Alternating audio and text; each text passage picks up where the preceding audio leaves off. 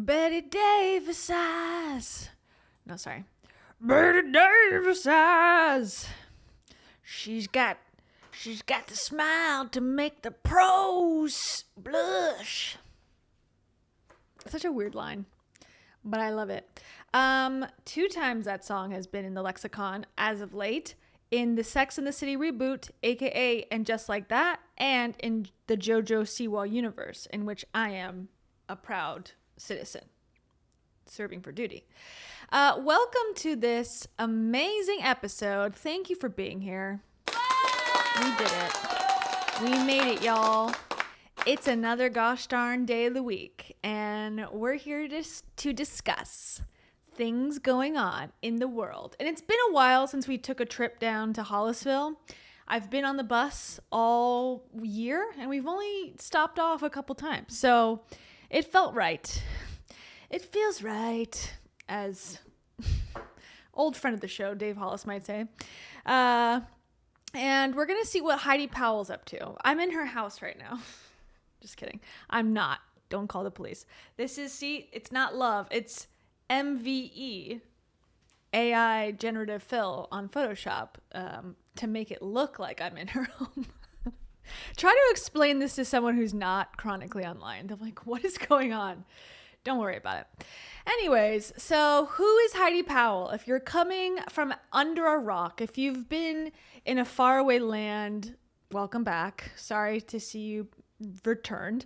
But Heidi Powell is I don't even know if she is anymore, but she at one point was a personal trainer. I don't think she does that anymore.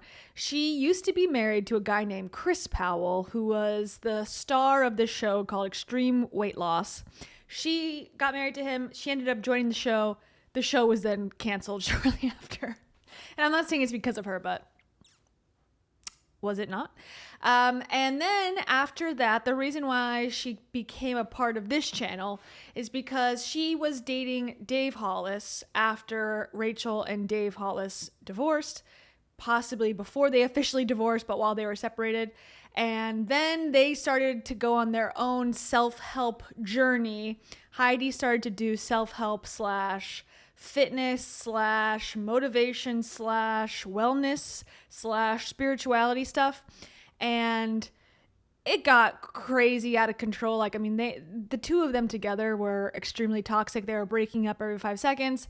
We were following them on the channel about their, various projects that were going on, their retreats, their what they called them, challenges, where it was like, an insular group. Anyways, Dave Hollis passed away. He didn't know.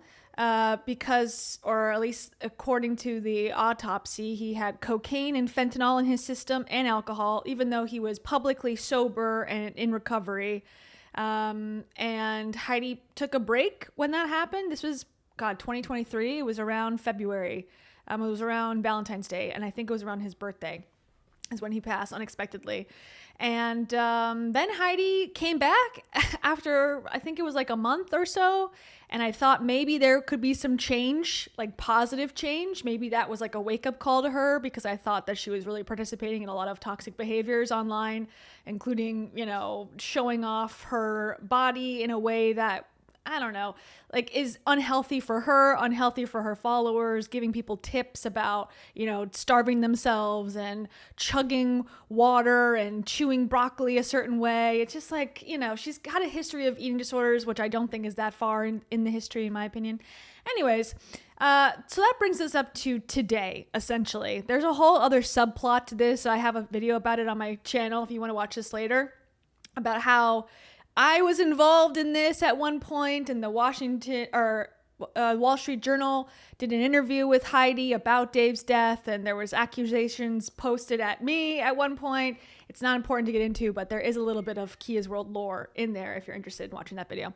But today, this is what we're about to do. Look at where she's at now. Now she's pivoted away from health and wellness, so it seems, again, kind of still in wellness, but now she's going hardcore into psychedelics, which is kind of ironic. Not that Dave was on psychedelics, but like, he did die of drugs, so it is kind of interesting that she's taking this route. And now she's pushing ketamine. on her platforms as like the new cure-all drug, the new thing that you should try. And she's even like offering retreats with it now, which is kind of crazy.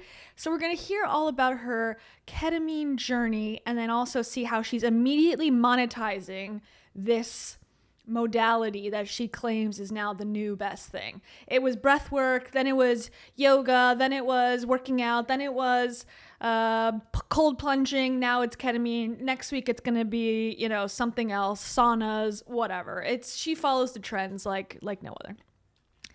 Anyways, so that's the catch up. Welcome here. So let's start with looking at her Facebook. We're not gonna look at her Instagram because she finally blocked me. However, and if you're new around here or haven't been here in a while, she DM'd me very positive things saying that I was right about a lot that I was talking about her and Dave on my channel, and then later on blocked me with nothing changing really. So anyways, whatever, that's her problem. So here's her Facebook. She posts all the same content. So there you go. So this is her showing people like coffin-esque in the background, them doing their ketamine treatments, and she's the facilitator of this apparently. I don't know what training you need, but I'm assuming you need some. So this person looks distressed in the background. And the rest of them are, you know, laying in their faux coffins, which is morbid and weird. But this is what it says. So this is from 5 hours ago. So this is like hot piping tea for real.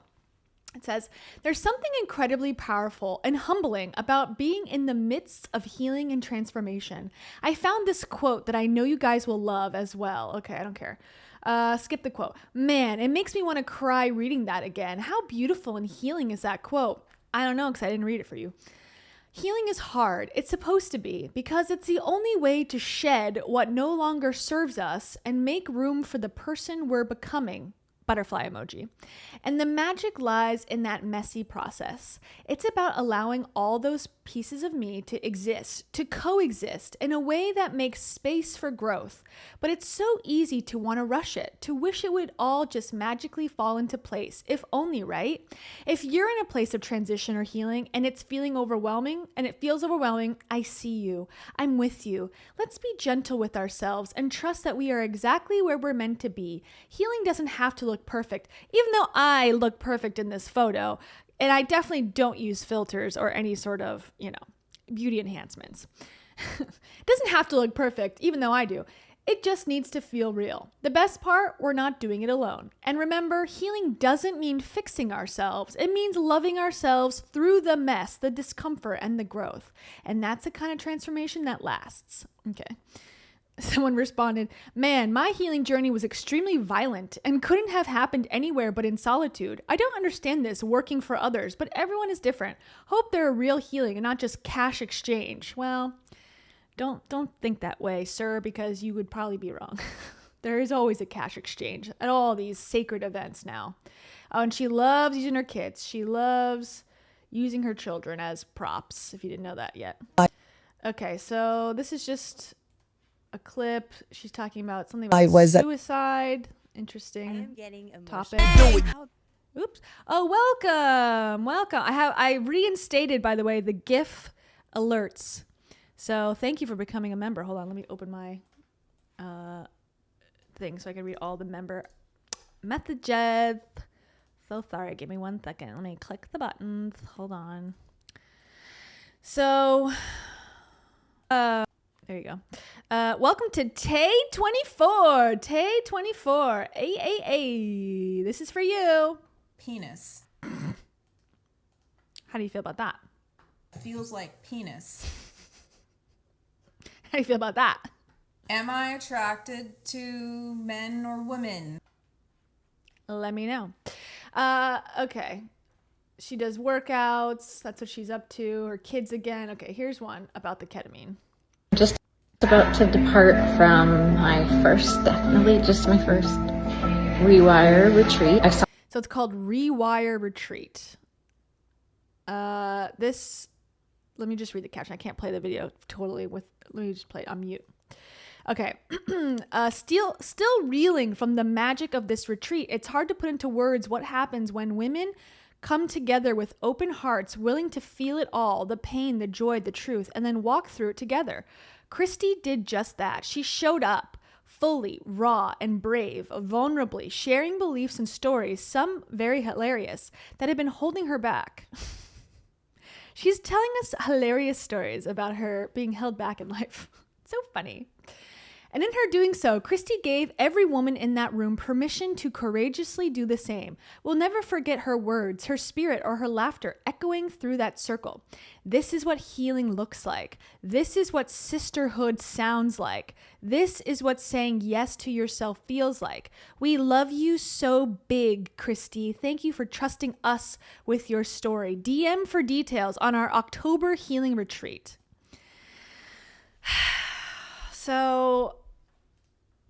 So come do ketamine and put a blanket over yourself in this luxury looking, probably Scottsdale, Arizona facility. Yeah.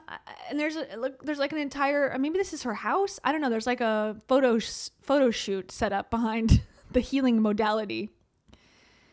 Interesting. There's a pool. Go have some healing at the pool. Oh, put your toesies together, ladies, for the photo, for the gram. Okay, now we're going to put our feet together again. This is a foot fetish page now. We're healing ourselves for the followers. Okay, so that's that. She's at the beach with her kids. Wonderful. Okay, this is another look at the retreat. No audio. Okay, so you get a bag from Casemate. It's probably donated with a bow on it. Okay. And you get a air mattress to beat to submission. Probably that's what I see in a lot of these wellness videos, at least. It says they heard the sacred call and they said yes. The caption says, our very first Rewire healing retreat is in the books. And I'm honestly still processing how magical it was.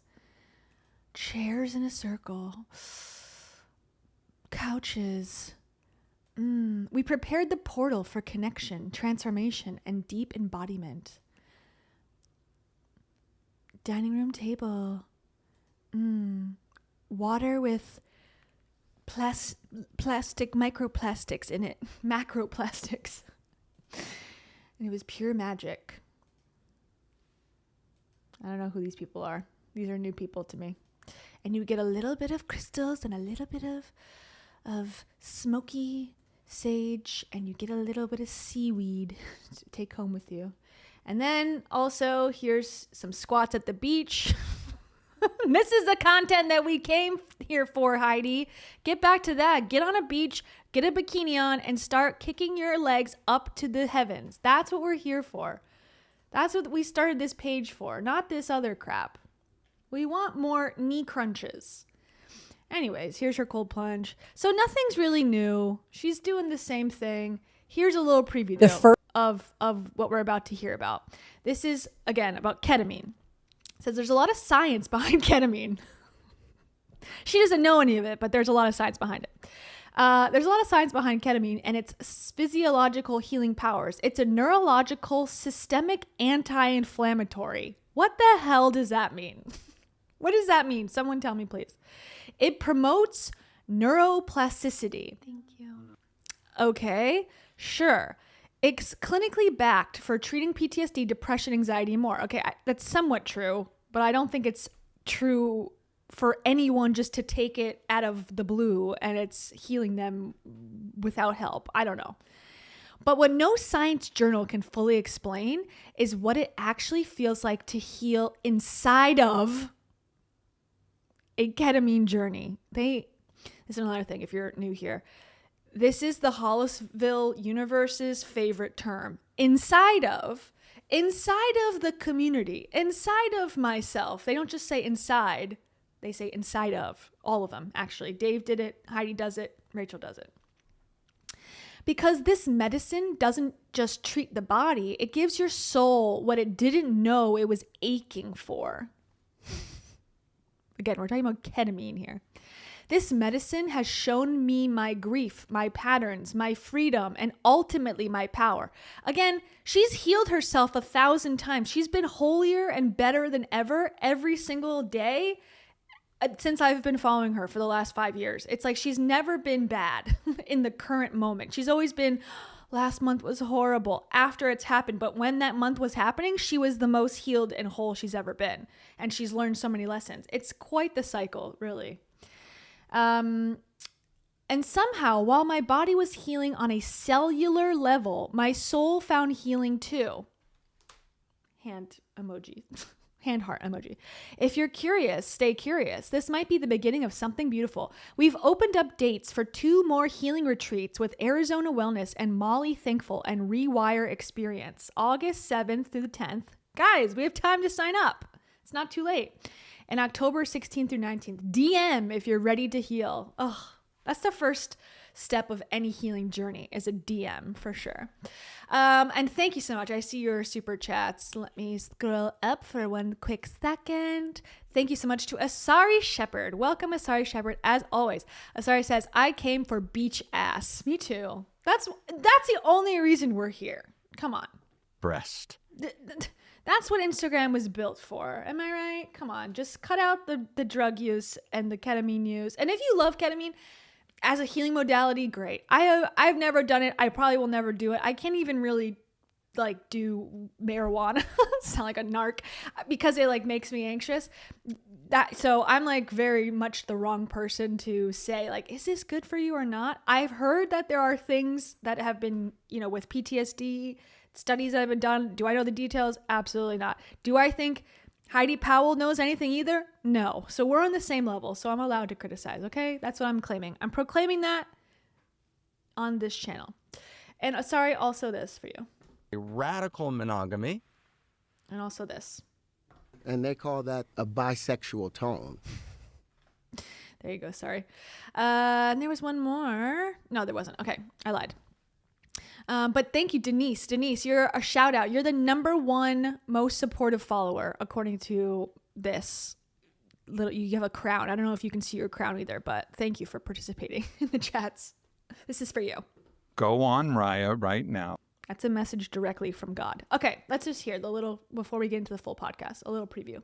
First ketamine session I had was not long after Dave died. I experienced him in my journey. I was crying in the middle of it. So words kind of go away when you're in that state, and it's like a knowing, like it's just you communicate without words. But if I were to put words to it, I remember Dave hugging me, and he wasn't even a body, but he was there. It was his energy was there, like a huge bear hug. This is what they were not together at the time he died, allegedly. They had broken up for the 40th time when he passed.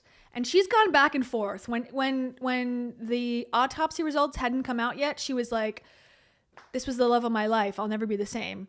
And then when the autopsy results came out and it was like shown that he had done drugs, it was like, well, we were broken up. It was like, okay, everyone distanced everyone from that self-help community. Mel Robbins was like all about, oh, Dave. And she was writing his eulogy and giving the eulogy at his funeral and all this stuff.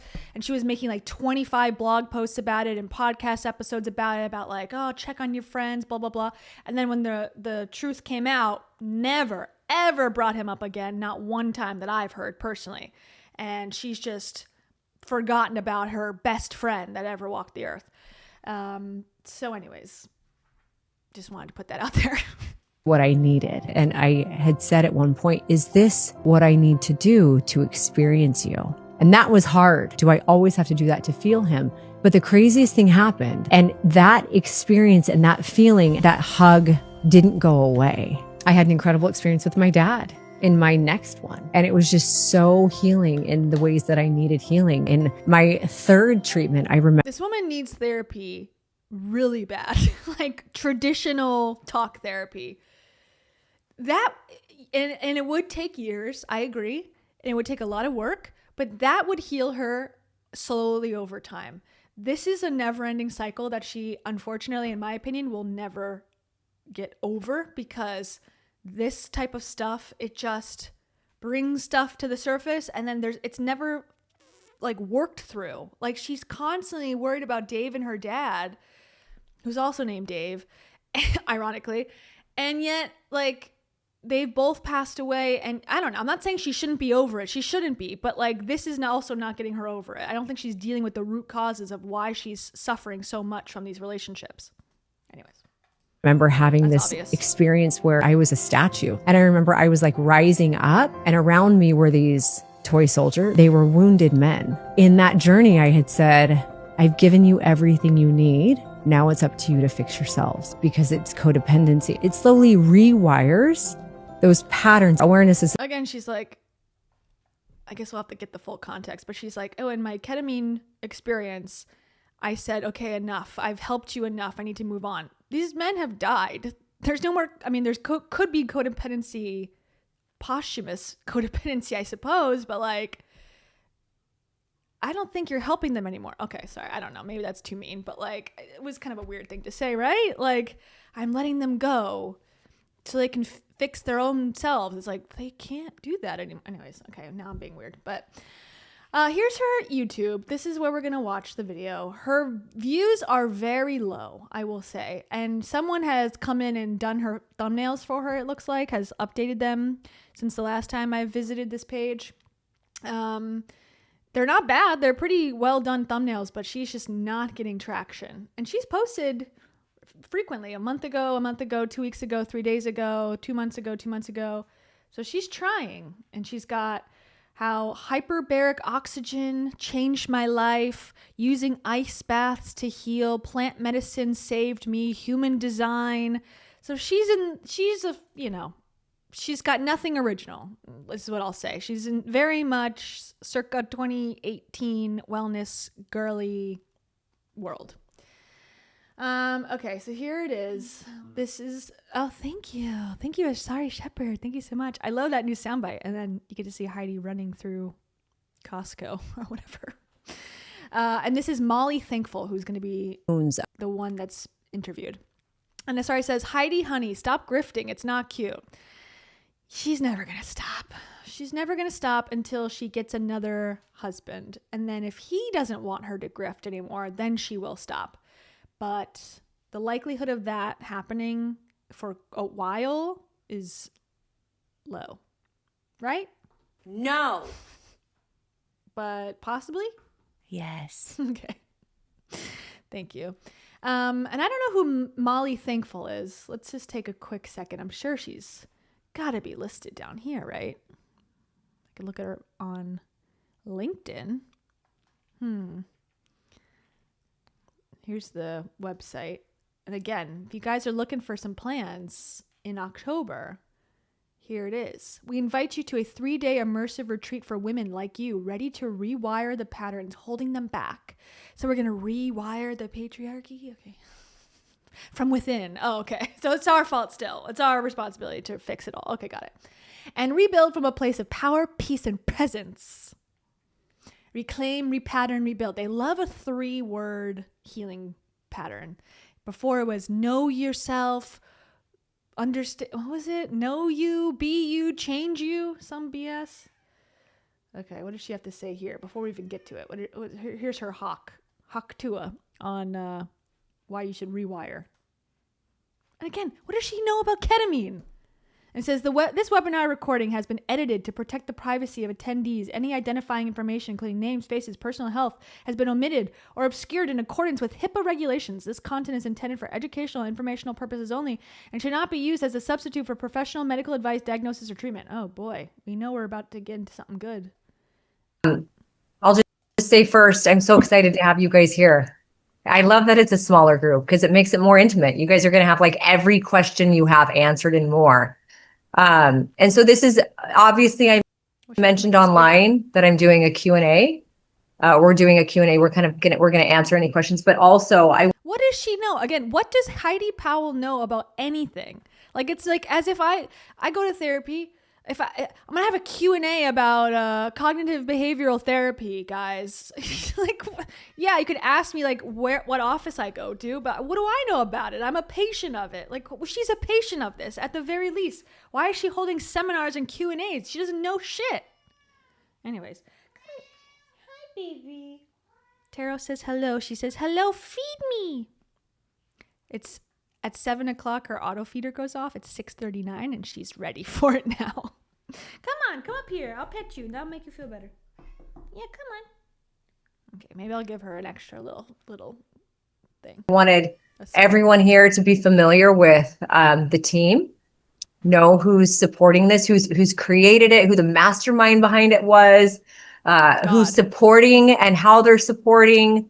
And also just, I want you guys to hear each of our experiences with ketamine, just to, like, you know, Stacey said, there's fear of the unknown. And sometimes when we're here, I have to say, and I said this online, but I'll say it again.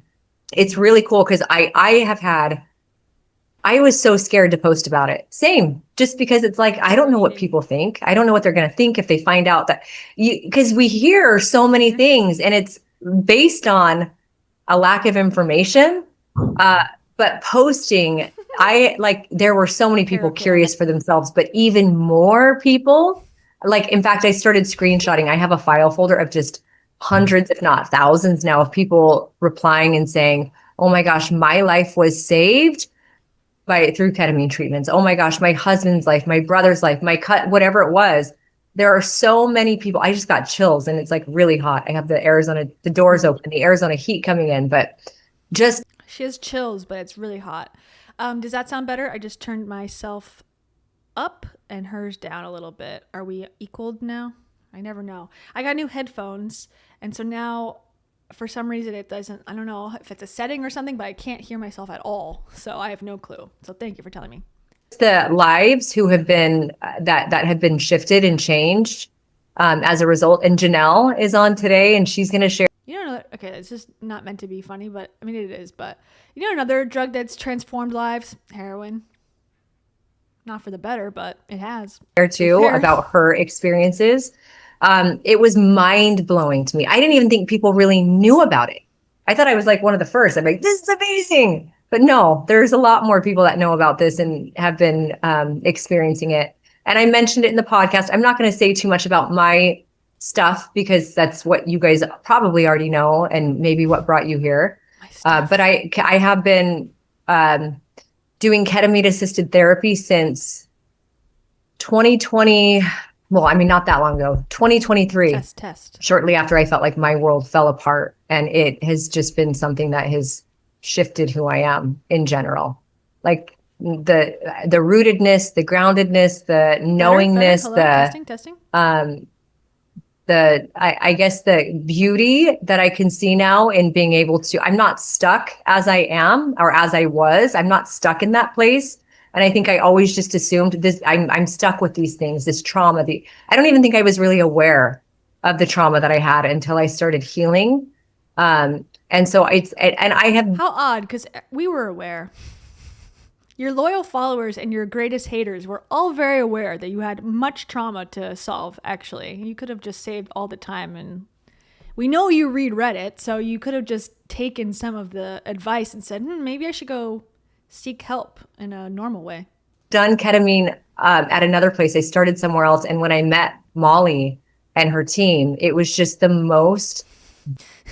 Also, I thought I read this at first, this YouTube video, podcast episode, said how ketamine and Molly.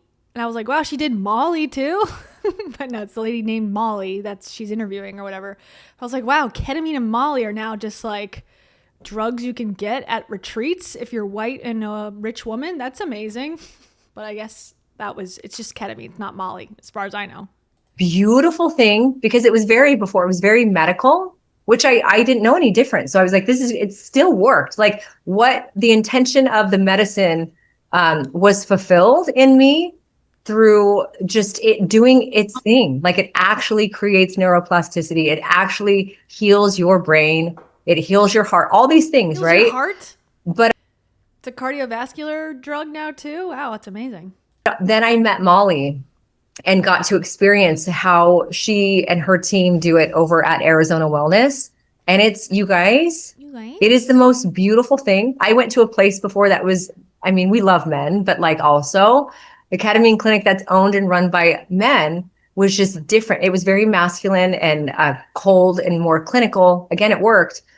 But to have this place where, Janelle, I know you've been there, is just so soft and feminine and safe and healing. And just everyone that walks through those doors feels so loved and held.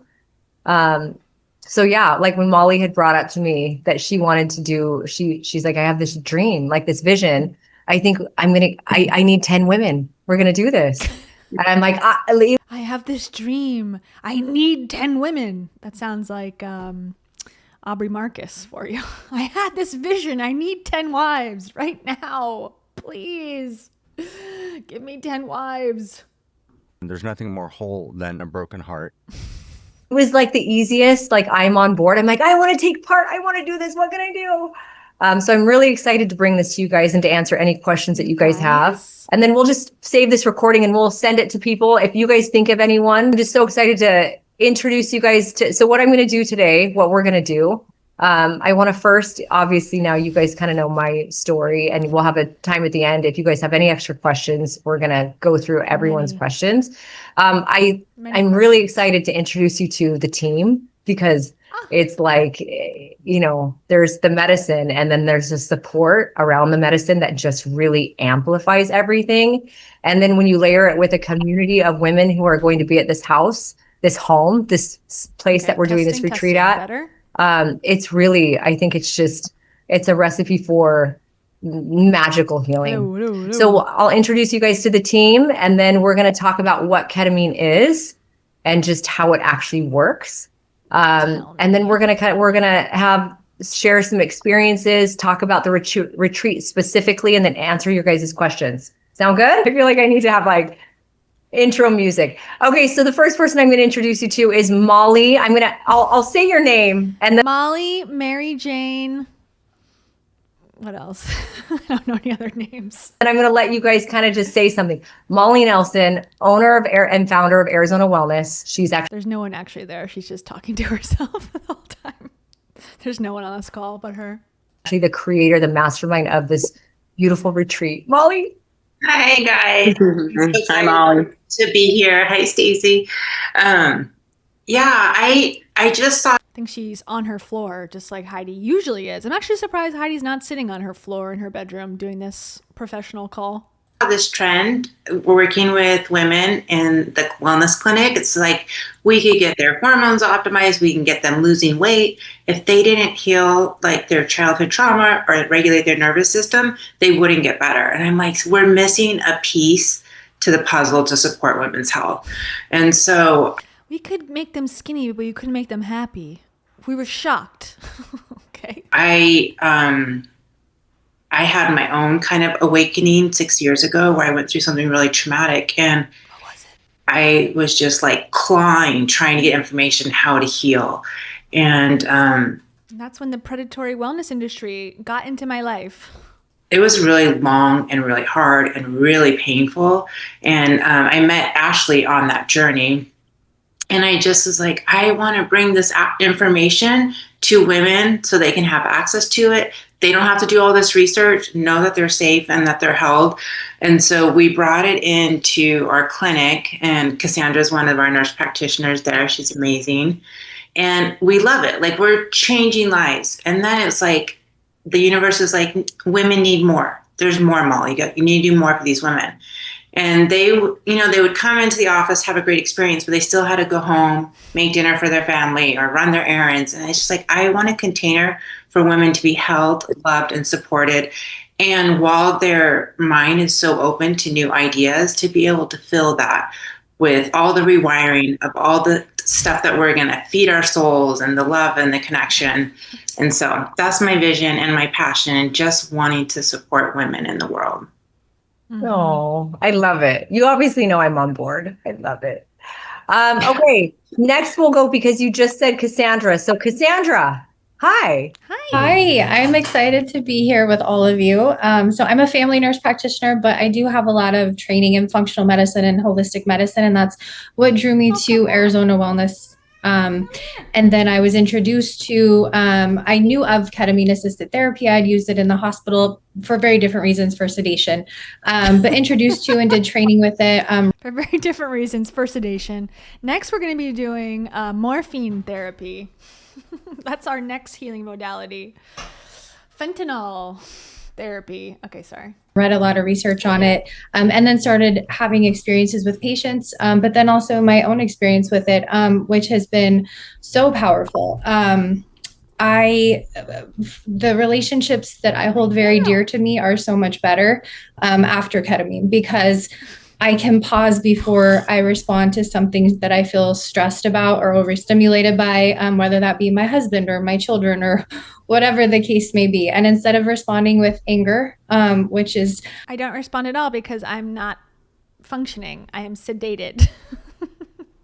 I actually have no conversations anymore because I am sedated every day, and I love it. How I would tend to respond a lot of those times.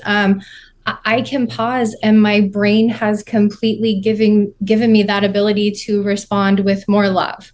And that was one of my intentions that I set. And I think that that's another thing that makes it so special. The way we do it at Arizona Wellness is we don't just send you into a room and give you IV ketamine and let you process it on your own. There's someone in there with you, kind of talking with you and making sure that you have intentions, and having those thoughts present before you go into the ketamine session, I think is very important. So yeah. I love that. That was so good. Thank you. Okay, Ashley. And she was not listening at all. Ashley's a newer friend, and I am so freaking grateful that I met Ashley. She's just this like creative, logistical genius and is keeping everything together and making this. Also, can I just say, Heidi sounds normal here. Where was this 4 years ago? When she was with Dave doing all those challenges, she sounded like a crazy person. And she talked in a totally different cadence. She acted like she's never spoken before, and now she's returned to semi-normal. I wonder if it's because she's around these women who are in business and a little bit more serious, and Dave was kind of like goofy all the time, perhaps. But she sounds like a normal, successful person that she was previously. She had like a 4-year stint where she was like out of her mind, and now she sounds, at least maybe the ketamine does work, because she sounds like she's healed she's healed her cadence, at least, of her speaking pattern. Possible in ways that I don't think any of us could alone. So Ashley. You're so kind. Thank you. I'm so grateful for you too. So I'm Ashley, and I started my healing journey about 5 years ago. And like Molly said, I really met her at the beginning of my journey. When we first met, she said, she walked in my door and she was like, we're going to work together. We're going to heal together. So it's been exciting to be able to kind of partner and do this journey together. But I had done a lot of traditional work on, loss, grief, anxiety, and I really thought I had to carry all of these things forever. And it was just trapped in my body. I could feel it. It was heavy, kind of no matter what I did. And I was just very disconnected from self and spirit. But through my journeys and through the right guidance and support and integration, it really changed my whole life. I found self, I found purpose, and most importantly, I really felt peace. I was able to kind of understand things better, reconnect, and just feel differently. So through my own journey, I guess they really are sedated. I didn't realize. I thought they were taking it and then you would like meditate or something. I don't know what I expected, but you're sedated. Okay. Eek. I don't know. That sounds like a medical, I guess it is a medical procedure, but this seems like a med spa, but they're doing this kind of, is this regulated? I need more information. Then you're going to be actually sleeping during this process, or what? I really knew that I wanted to create a safe space where women were invited to bring their trauma and reconnect to mind, body, and spirit, and really just be able to heal through connection. I think it's very important that, you share your story and you connect through story and be able to take that path of healing together. So I'm just really excited that we can now offer this to you guys in a really unique and beautiful and safe space. Oh, thank you. Thank you. Okay. So now you kind of know, the faces behind the names and the retreat, the people who are supporting it. Next, I want to turn the time over to Cassandra. I know we're all kind of coming in everyone's coming in at a different place. Some of you have had experience with ketamine. Some of you have not, but you've been interested. Others are just trying to figure out what it is. Maybe you're here with a question just about the retreat. But next, Cassandra, would you mind explaining what ketamine is? I know one of the biggest things the questions that I get is it safe? No. How is it safe? And just kind of maybe who it's intended for? Who's a candidate and who's not a candidate? Yeah, so ketamine is classified as a dissociative drug. It works on the glutamate system in the brain, and that controls mood. It also binds to some receptors in the brain that are in control of thought patterns. So, and you touched previously on how it improves neuroplasticity, so it can also improve cognitive function. So, when ketamine is introduced into the system, and again, once we have those intentions, in our brains before we go into it, it can help rewire neurons that have laid dormant for a while. It can help rewire thought patterns. So rumination of thoughts. Is this true? Like, I don't trust anything these women are saying or these people at all are saying. I mean, she's a nurse practitioner, so she's got some medical background, so she claims. But is this accurate? Like, I find it difficult to believe, but I don't know. Those OCD thoughts that we get in our brains, which can lead to a lot of anxiety and depression and things like that. So that's how it kind of works in the body. Candidates are really anyone that has anxiety, depression, anyone who's got money in their bank account or a credit card or some line of credit that they can utilize. PTSD. It can also help with chronic pain. Anyone that has failed, the antidepressant drugs or has been in kind of the cycle of adding more antidepressant drugs or, increasing dosages. And I've seen that a lot with patients. Patients that would not be a candidate would be anyone that's ever been diagnosed with schizophrenia, because that's a very specific diagnosis that the ketamine, there's just not enough research and we don't want to make anything worse. Anyone that's actively, struggling with substance abuse, that's not something that we can safely do the ketamine for someone struggling with that. We encourage them to be free from whatever substance it is for at least 30 days, just for safety reasons, and also for the ketamine to work properly, because a lot of those drugs will bind to those same receptors that we want the ketamine to work on. You wanted me to touch on one other thing. I'm sorry. What was it? Well, a question that's just coming up for me right now that I think would be safety. Safety, and yes, but while we were talking about the drug interaction, a question I get a lot is from women or men who are like, I'm on an SSRI.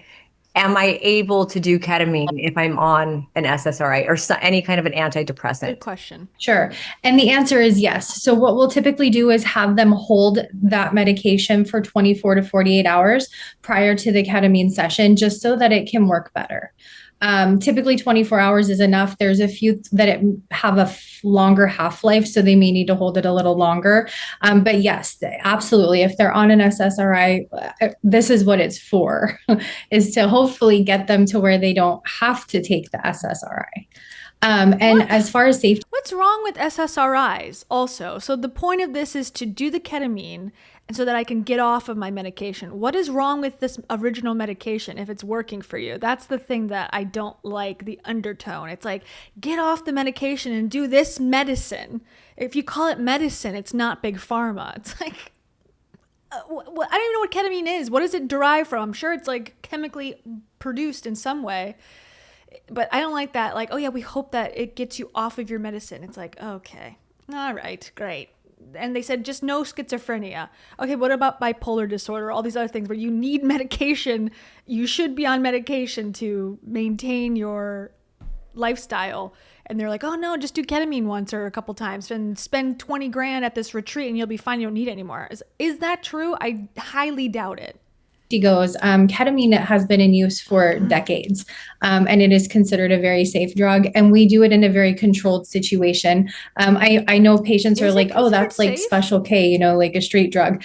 This is a very different, the dose is based on weight and medical history and medications that you're on, very specific things like that, and you're monitored by someone the whole time that you're in it. And we do that for safety reasons, but also to make the patient feel more supported during that time, because it is kind of scary, not knowing what to expect. That's the thing too. It's like my SSRI, because I'm on Zoloft, It costs $0 with my health insurance. And obviously I have health insurance, so it makes a difference. But like, some people would be able to afford that. It's a more affordable treatment than whatever this bullshit is. Oh, 10 women for 3 days. You have to leave your life and go into this mansion and, go in the pool and hang out. It's like, why are they making it seem like an affordable solution that's working for many people is somehow nefarious and bad because you have to take it? Same thing with therapy. It's like, yes, I go, it's taken a long time, but it works, and it's slowly. Here's your 7:00 second meal. She's like the Hobbit, but instead of second breakfast, it's second dinner. Okay.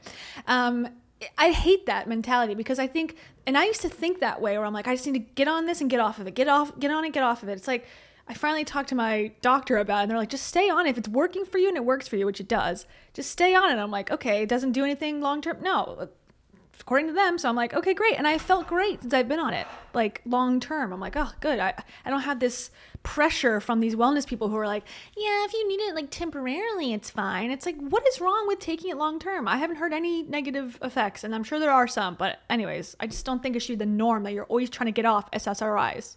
Anyways. But I will tell you that the providers that we have, Molly, Aona, when I had my experience, I was a little nervous as well, but they made me feel so comfortable. But yes, safety is a big priority for us, and that's why we do it the way we do it. We also give a small dose initially and wait 10 minutes and kind of give the rest. And that's to make sure the patient tolerates it well, and that they're not going to feel overwhelmed by it. We make sure they're okay with that second dose too. I love that. That was beautifully explained. Thank you. You guys, if there are any other questions you have about it, maybe write your question down just so you don't forget it. And then at the end, we'll circle back to all of those. I miss that Heidi. No, I'm just kidding. I like her better like this, coherent and normal. Thank you, Cassandra. You were explaining about community, and it just made me think, it's like, obviously there's such a beautiful community at Arizona Wellness that you now know, and they're here. A lot of them are here. But then also the community of women that are going to be at this retreat. Already, I think, how many do we have signed up, Molly? 7. I think there's 7. And so it's a group of 10 that we'll be there with. And the 7 there are so beautiful and so safe. Okay. It's been You have to be hot to apply to this retreat. They're so beautiful. It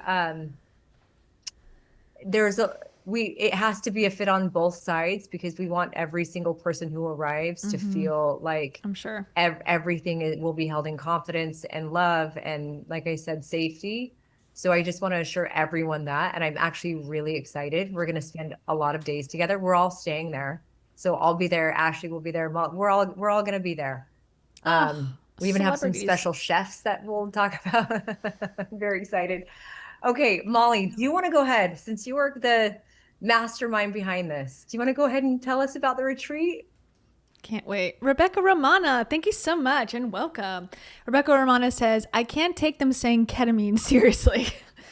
Yeah. Instead of a K-hole, it's a K healing journey. I don't know. K-hole. WHOLE. Oh my God. I need to copyright that immediately. Someone's going to take that if I don't do it. K-hole. Well. Yes. Okay. Her charisma is straight up off the charts. Rebecca Romana, you get a 15% cut of my business that I'm starting, my ketamine wellness retreat and GLP-1 distribution center. I'm just going for the most popular viral trends. I'm going to have Labubu's at the front door, and I'm just going to rake in the cash. I'm over this. We all love money. Right? I love the money game. Little things like a private jet. That's how I want to be talking. Just a little expense, like a private jet. And Asari Shepherd, thank you so much. Asari Shepherd says, ketamine and mushrooms aren't better. Why hate meds? I agree. I think there's a stigma for some weird reason against big pharma and taking medicine, prescription medication. There's such a stigma about it now, and it sucks because there was a stigma back in the past. Then there was a period of time where it was encouraged and recommended, and then now we're back into stigmatized, but oh no, natural medicines and taking 55 supplements and having 12 different modalities a day that you have to do is the preferred method. It's annoying. It's frustrating because I've seen my life change from very basic, simple SSRIs, and my dad's life change from getting on the right mix of medications for his bipolar disorder. Like, those are real things that, like, there's no healing. I've done healing retreats before. It never worked. The only things that work are kind of like the basics, for me at least. You know, of course, there's differences with everyone, but they make it seem like, oh no, everyone hates traditional. It's like, no, they don't. And don't encourage people not to look into it. Please. Thank you. I'm connected to the mystics and the different starseed systems. That's what they think.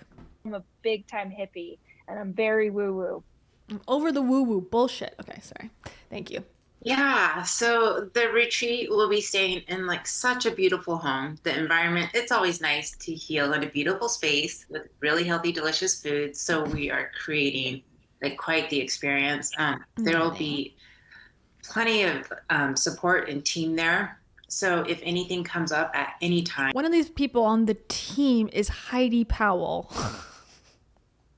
So you wake up from your ketamine journey and Heidi Powell is the first thing you see. What do you do? Put down the muffin, chew it 85 times. Ah! You run away, screaming into the night. You can pull one of us aside or multiple us aside. We'll always have time for anything that comes up to support you. We'll be doing ketamine in a group setting, so we'll do it all together. We'll have the beautiful experience all together, and then when we come out of the medicine, we'll get to talk about it if you want. Like, everybody will have the opportunity to share what they experience, what they're feeling.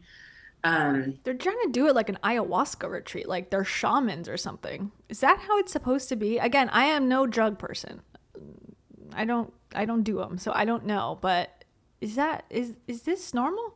We'll have amazing workshops to just help accelerate the neuroplasticity and the healing. I feel like when you heal in community and belonging and you have the right tools, it'll like 10x your healing.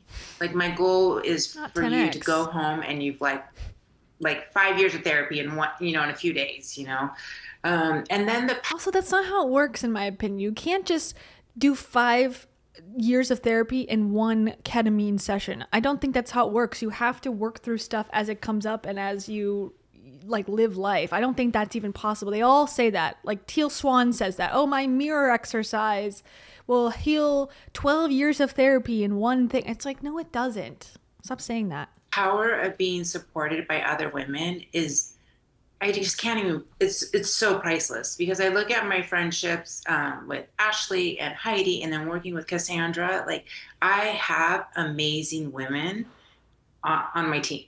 And it helps me to go out into the world and want to share this message of healing. And by doing this retreat together, you're going to have this community of women. They're going to fall in love with you. They're going to see you. You're going to learn from each other. I think a lot of my healing has come from, like, Ashley or Heidi saying something. I'm like, oh my gosh, me too. I didn't know other people felt that way. And just being witnessed and held by other women is so, so healing. So we get the connection, the healing, the support, plus the ketamine.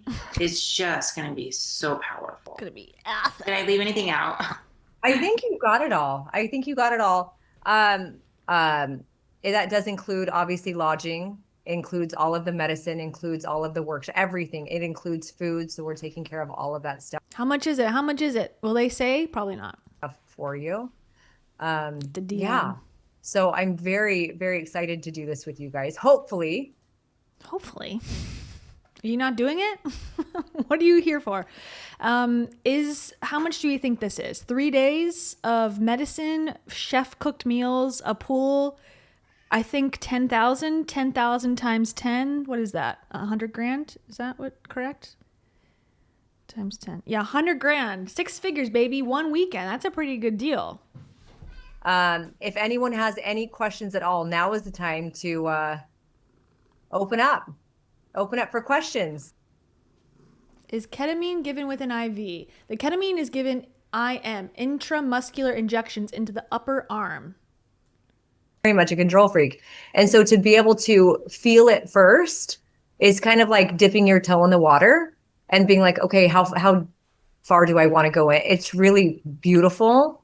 Yeah. So that I love the injections. Does anyone else have any questions? She loves the injections.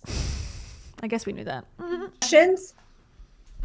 And no question is a stupid question at all. Literally nothing. If you have a question sitting there, someone else probably does too, and they don't want to ask. Why do you love injections? Why does it make you feel like you're in control? It's an interesting question I have for you, Heidi. Babak, thank you so much, Babak. Babak says, hi, Kia, just got here. Are you feeling a little better this week? I am feeling much better this week. I actually did a ketamine session yesterday. Just kidding. That's what healed me. I actually don't have any problems anymore.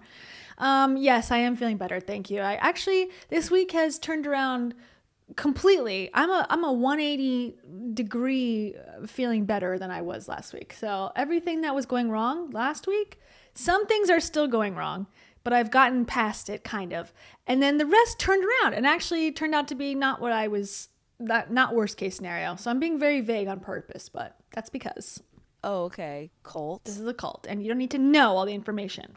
I don't know anything more cultish than that. You believed you were the Virgin Mary reincarnated. That's what I believe about myself, just so you know. Thank you, Babak. And I do feel better. I hope you feel great as well. How long before you feel the ketamine? Everyone is different, but it usually takes just a few minutes. You'll be given a small dose to start, and then after about 10 minutes, you'll be asked if you'd like an additional dose. You are always in choice. You are always in choice. Okay. First one is very light, very light. So I can kind of feel it just it almost warms me up. With the IV, it was very fast, and it was very to go from not in the water at all to the deep end. It felt a little jarring for me a couple times that I did it. So this, and then being able to communicate through when you're asked, hey, how do you feel? Are you ready for the next dose? You're like Molly said, you completely feel in choice the whole time. Oh, so that wasn't a grammatical error. You're always in choice. I've never heard that phrase before. How many times has Heidi had to do this? Doesn't it one time, one retreat fix all your problems? So why is she doing it so many times? That she's got multiple experiences, multiple locations. Is this a lifelong process now that she's always going to have to do this? That kind of sucks. With our team, you'll experience support every step of the way. We begin to helping you. That was my first couple experiences with ketamine too, when I didn't know any different. So like your daughter, it was, they put you in a room, they hook you up to an IV, they walk out, and then they come in and they're like, okay, we're done. They take it out. I was shocked because I mean, I don't know that we've talked, but what you just said, like to walk. Did she say her daughter? No, right? What did she say about someone's daughter? And hear that first, there's this whole intention setting portion of your experience, and even talking about core wounds or whatever it is. And I mean, I'm excited because we're going to get to go into all of it at the retreat. So excited. And then after just a regular session at Arizona Wellness, well, even during Molly or Aona or Cassandra, they sit in the entire time. At first, I'm like, I don't know what I'm going to say after, right? I start freaking out as I'm taking off my mask. I don't have anything to say. And then it just like, blah, blah, blah, like some stuff that's not even related to what I just experienced comes out of my mouth, but you realize it all kind of ties together, right? Such a integration is so important. And it's something that I feel like, Molly, you guys have figured out beautifully. I just want to say too, like on the flip side, the vulnerability, like for you showing up and being vulnerable, that's where the magic of connection is. Like for me to sit with you in your vulnerability, and then it's always a learning. I'm always learning from every person I sit with. And then it's just like together, we're vulnerable. We have this beautiful connection. It's just like, that's where the magic is, in the vulnerability. I love it. I don't want to be vulnerable with my ketamine injector. I'm sorry. I just don't really find that Insta connection to be something we've built through trust and support. Okay. Does anyone have any other questions? Yeah, it looks the best way if they. It looks like they have done some light editing to this video. Are anyone is interested or wants to move forward? What would be the easiest way? Ashley, do you want them to go to the website or? Yeah, you can go to the website, and there's a clickable link that you can fill out a form for a discovery call. You also, if you like, you can just respond. It's expensive. If they have a discovery call, they're not even telling you the price. So you just have to call them to find out what the price is. It's got to be over $1,000, maybe they're making 200 grand from this retreat. That'd be crazy. To the email that was sent for this, for the webinar reminder, and we can kind of guide you that way as well. Because really all we need is your phone number and your name. And then Molly can just give you a call and you guys can talk directly, right? Yes. Okay. I'm really good at tangenting, but there was this reel I was watching last night and it was talking about do you guys know who Alex Hormozy is? Yes, unfortunately. Okay. He's like a juggernaut, like a marketing juggernaut. This guy just rakes it in, kills it, does amazing. Charges an arm. I think he charges $5,000 for a one-day big. If you're like one of thousands of people, your ticket's $5,000. He charges like $135,000 for one meeting. And she said, I just had my meeting, and this team does so. They everything that they dream, they do. But she said, but it's such a masculine way of. It's like force and push and. Right. And that I think hustle culture just in life, whether we're a mom or we're an entrepreneur or whatever is coming up in our lives, we feel like friends, we got to force everything. And that's a very masculine thing. And she said, I'm not there anymore. She said, I just spent $135,000. I'm so glad to be reminded that I'm no longer forcing anything. I'm attracting the feminine way of being is to. Thank you. And that's the energy that will be at the. I don't know what that was about, what she was trying to say there. And that was not me clicking. That was a cut that they made. Unsure what the point of that was. Retreat of like every woman is going to be their own guru. We're going to help you slow down, connect with your intuition, connect with your body, learn your yeses and nos. Like it's going to be beautiful. That's not how it works. I'm sorry to say. You're not going to learn your yeses and nos by one ketamine retreat. Well, you guys, I if there's nothing else, I mean, I don't ever want to hang up. A beautiful Saturday, and a happy Father's Day to all the fathers in your lives tomorrow. And then just the easiest thing might be just to reply to the email you had. Okay, I'm over it. So you get soulful somatic support, science-backed healing, nourishment, curated team integration support. But will they tell us the price? No, I don't think so. You gotta fill out a full form. Look at this. I love when you are trying to give someone money and they're like, can you fill out a form and tell us if you have schizophrenia or not?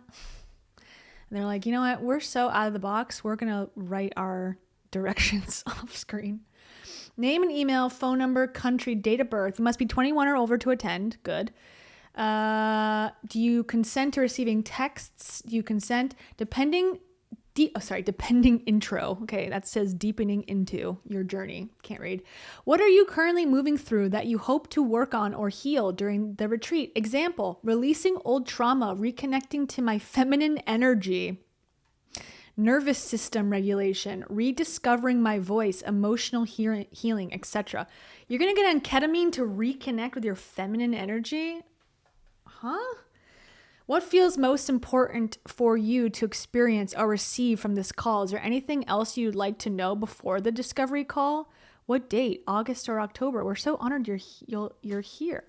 On your free no commitment call, we'll walk through your questions, talk about the experience in more detail, and support you in deciding if ketamine is the right step for your journey. Your healing is sacred. Your story matters. Amazing. And here it is. 94 followers. There's the ladies leading us through the healing of our lives and taking videos because there's professional lighting equipment in the background. Make sure to market it, girls. Ladies. Okay. All right, that's that. Again, I'm assuming, let's say, between $1,000 and $3,000. And again, she's a guide. She doesn't know anything. I don't know about these two people either. They might not know anything either. Ashley says, once a level 1 trauma and open heart surgical first assistant. Ashley now guides others in healing emotional wounds. That's an interesting pivot. And then this person, Molly Thankful, is a certified integrative health practitioner. Not sure exactly what that means. to be honest. Is that real science or not? I don't know anymore. I trust nothing. Okay. Yeah. I'm curious to know the price. If anyone finds that out, let me know. So now this is Heidi talking to Molly, not the drug, the person, Thankful. Her name is Molly Thankful. That's a very interesting name. About how it changed her life and the real talk on the risks and benefits. I'm sure they're going to lessen the risk talk, I'm assuming. All right, you ready for it? Are you ready for it? Are you ready for this? Let's get weird. Oh, where's that one? Are you ready for me? That's a very dynamic question. Jeez, this is so good. Okay, everyone just keep this in mind. Be elite. Thank you. I'm in the white void, being elite. Posted. All right, you guys, today I have a really exciting. She looks different, doesn't she? In these last couple videos, she's got like a different face. Not to be mean, but it doesn't look bad. She just looks like she got a touch up or something. Episode for you. I posted on social media about medically supervised ketamine assisted therapy. And I have to say the response was just. Also, how does my sound and this sound?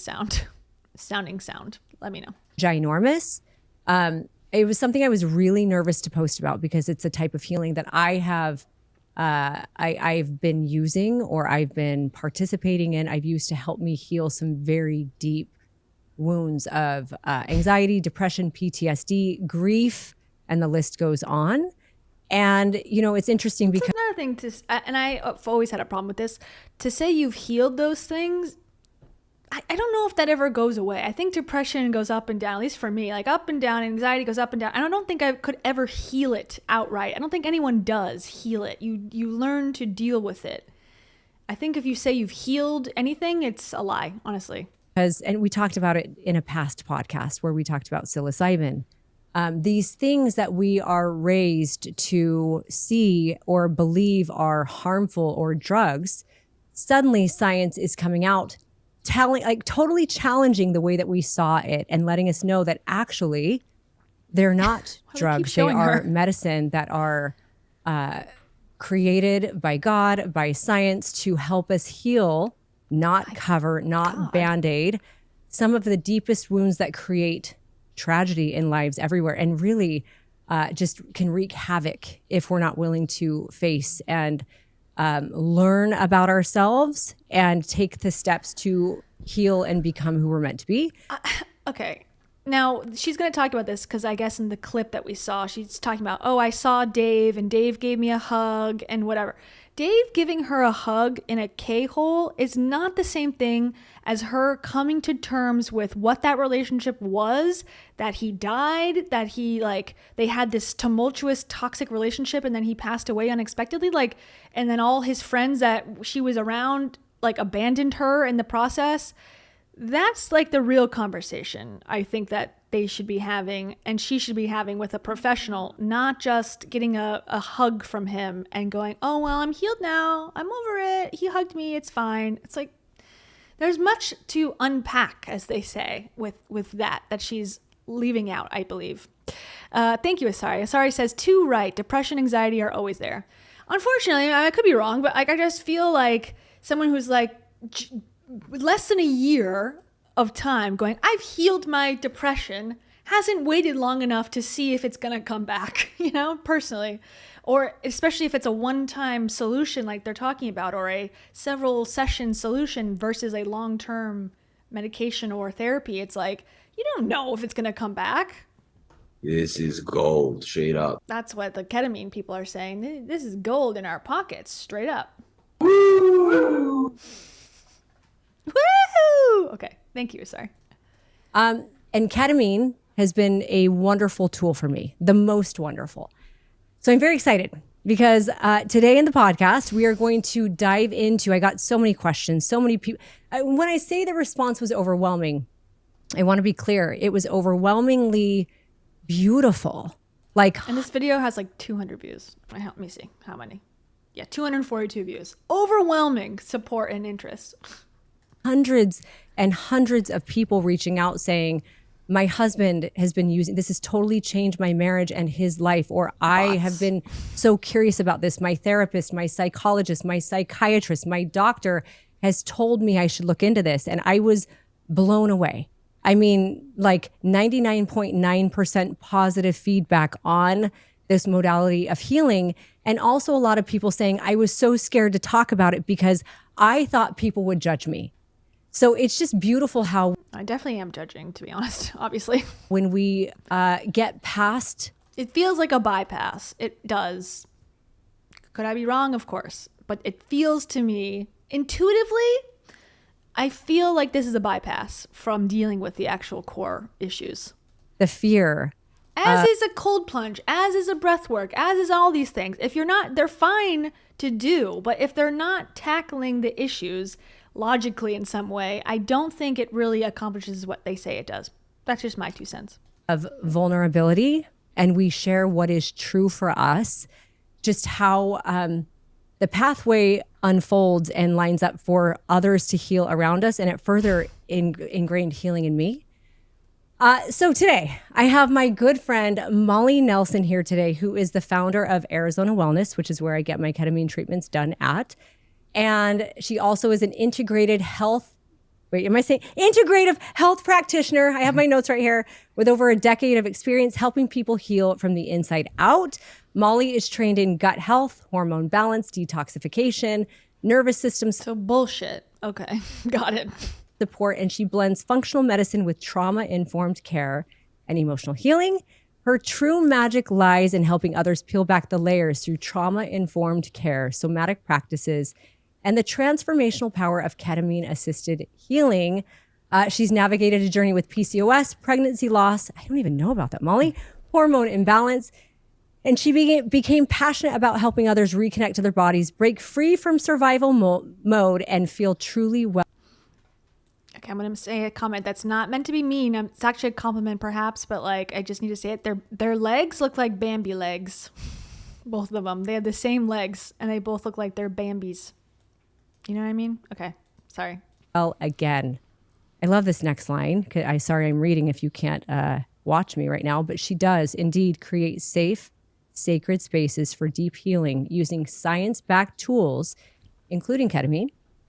So women and men, because it's not just women, can return home to themselves with clarity, confidence, and compassion. Molly, your first podcast. I know. I don't even understand how it's your first, because you're just so good at explaining and talking and helping people feel safe. Welcome. Thank you. I'm so excited to be here. She's like Meghan Markle on Jamie Kern Lima. Appreciate it. Well, I'm excited to have you here today. You and I have obviously done a lot of talking about ketamine. And I know I kind of know a little bit about your story, but for those of you or those watching, those of you, camera, who don't know who you are, what did I miss? Can you tell me a little bit about yourself and what led you to the place where you want to help? I don't even want to say women, people, humans heal in this way. Yeah, I think it all started with myself and my own tragedy. I think when I was in my 30s, I couldn't get pregnant and I did not know what was going on. And then I got pregnant and I had a miscarriage, and the grief of like feeling like my body failed me was massive. And people just didn't talk about it with me. And so I became a therapist would have, just saying, so passionate of like, how am I going to heal my body? I know I'm going to have another baby. And so I started learning about hormones. Go ahead. I started learning about hormones and nutrition and gut health. And I found out I had PCOS and navigating that and healing my body. So I just wanted people to have the support that I didn't have. I love that. So couple things as you just explain that. Number one, I don't know what it's like to lose a baby. I don't know what it's like to lose a pregnancy. I can only imagine how difficult that. I feel like she's making it a competition. I don't know how that feels. Might be. And I've Okay, had maybe other friends who have lost pregnancy or lost babies. And it's interesting because I haven't been there, but they say they feel like it's their fault. What is it, because you feel like What is the reason why you feel like it's your fault? I'm curious. Well, you look around and you see so many women able to get pregnant, and you're like, what did I do wrong? Why is my body failing me?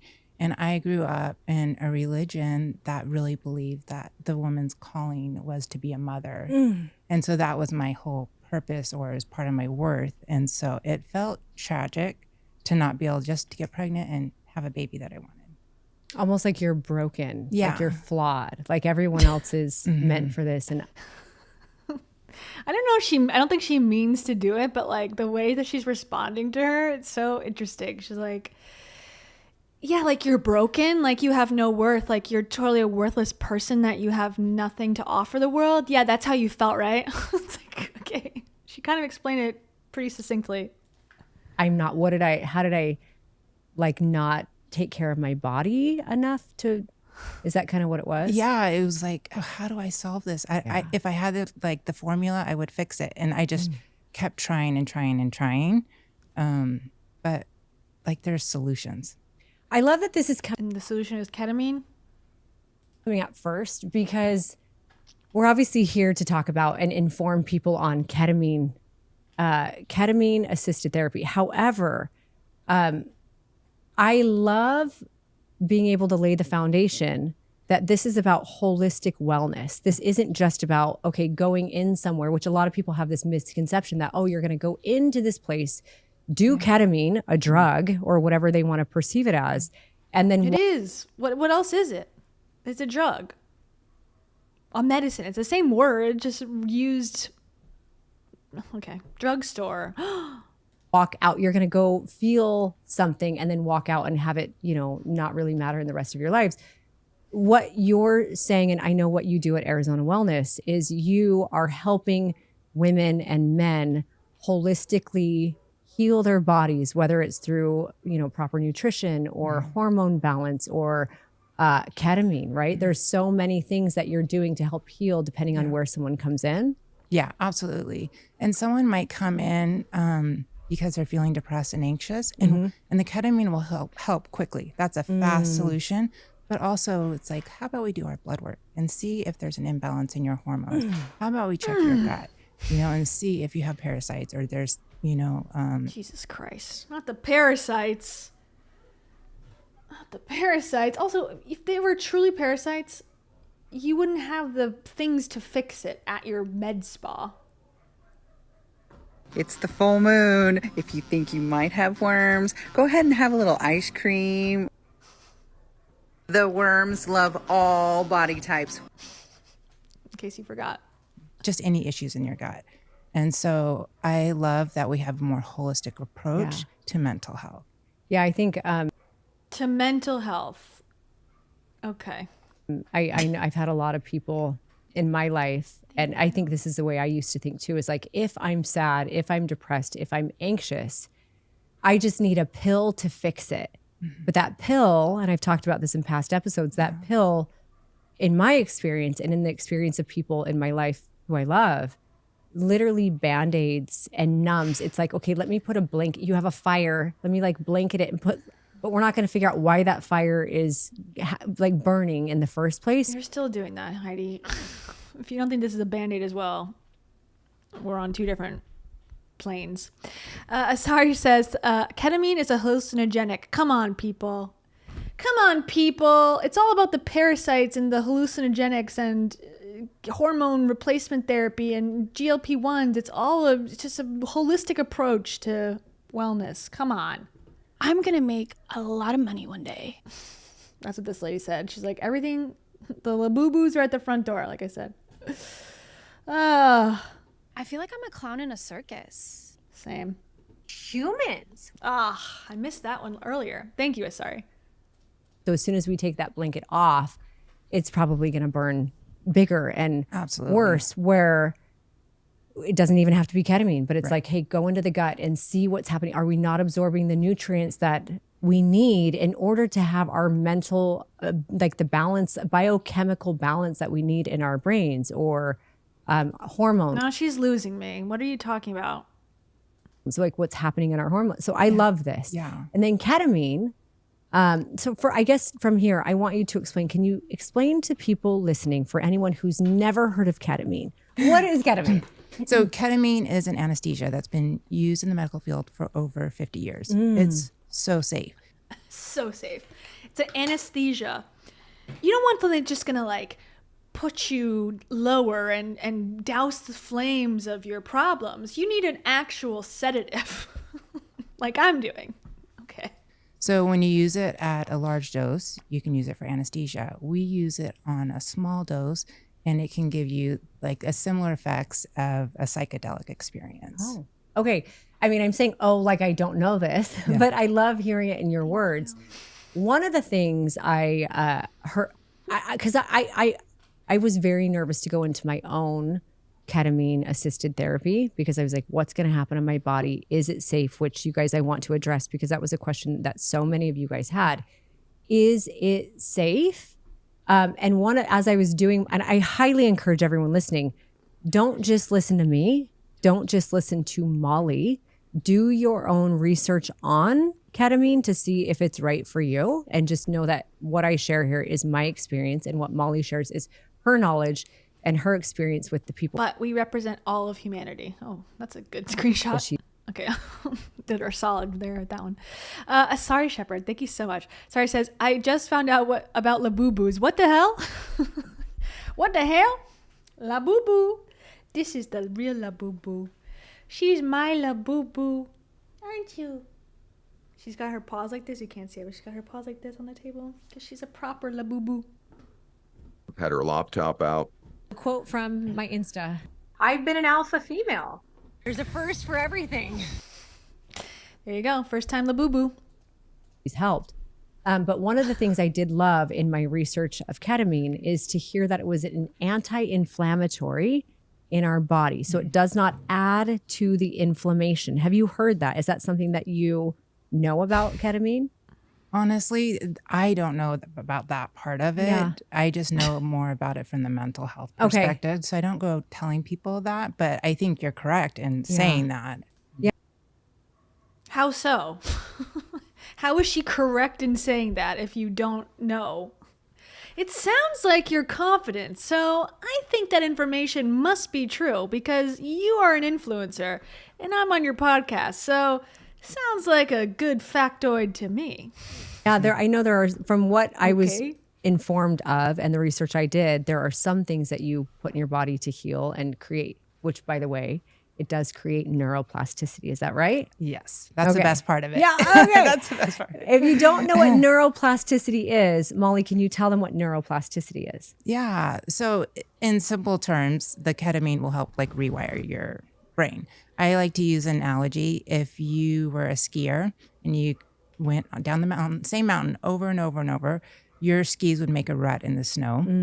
And that rut is like the thoughts and the patterns we have. We have like 60,000 thoughts a day. 80% are negative.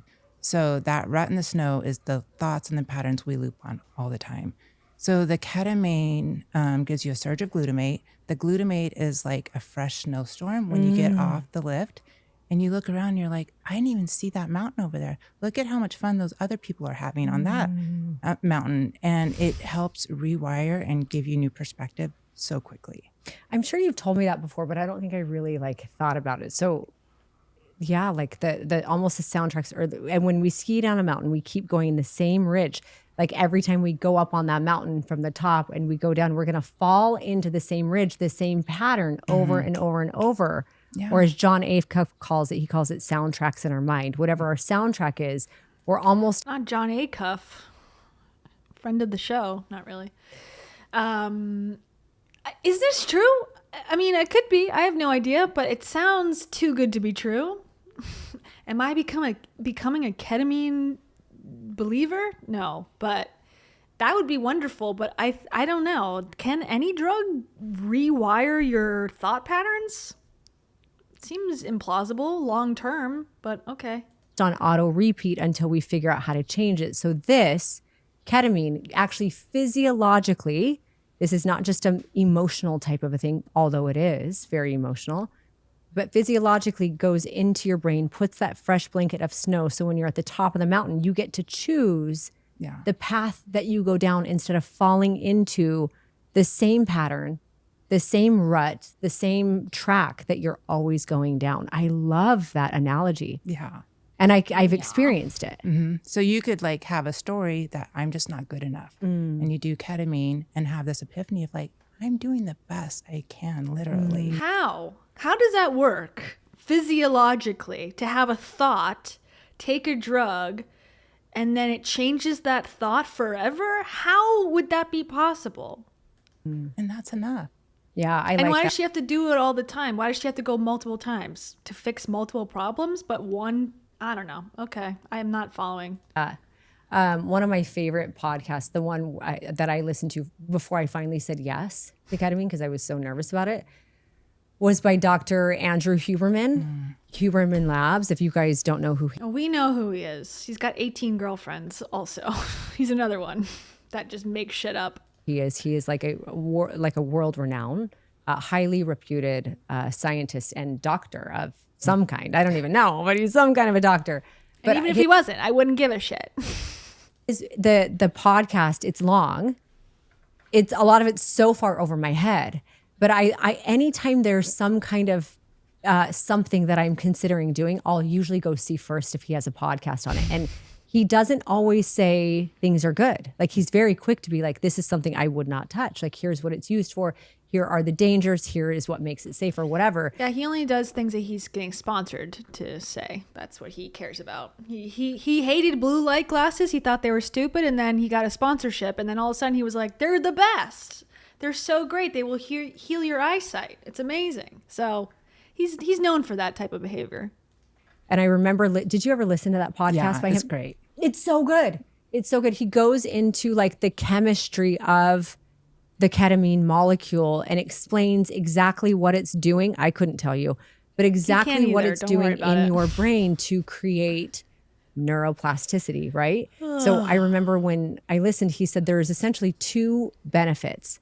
There's like for someone who has anxiety or depression, there's or PTSD, there's the automatic relief that's felt. So someone, and it might be you listening right now, somebody listening who feels hopeless and depressed and maybe anxious in a way that maybe you felt this so long, you almost don't know how to feel. You don't remember what it feels like to feel good anymore. Oh my God, she's talking to give me. someone a safe space to experience ketamine assisted therapy with the right team, there's an automatic sense of relief that comes that's like, oh my gosh, like this is what it feels like to feel good again, right? Yeah, absolutely. And I remember when I heard him say that, I was like, okay, so what? So you only feel it when you take the medicine, right? That doesn't feel like that's a solution. But then he goes on to say, and you probably know more about this, but when you do enough sessions of ketamine in a row, spaced properly,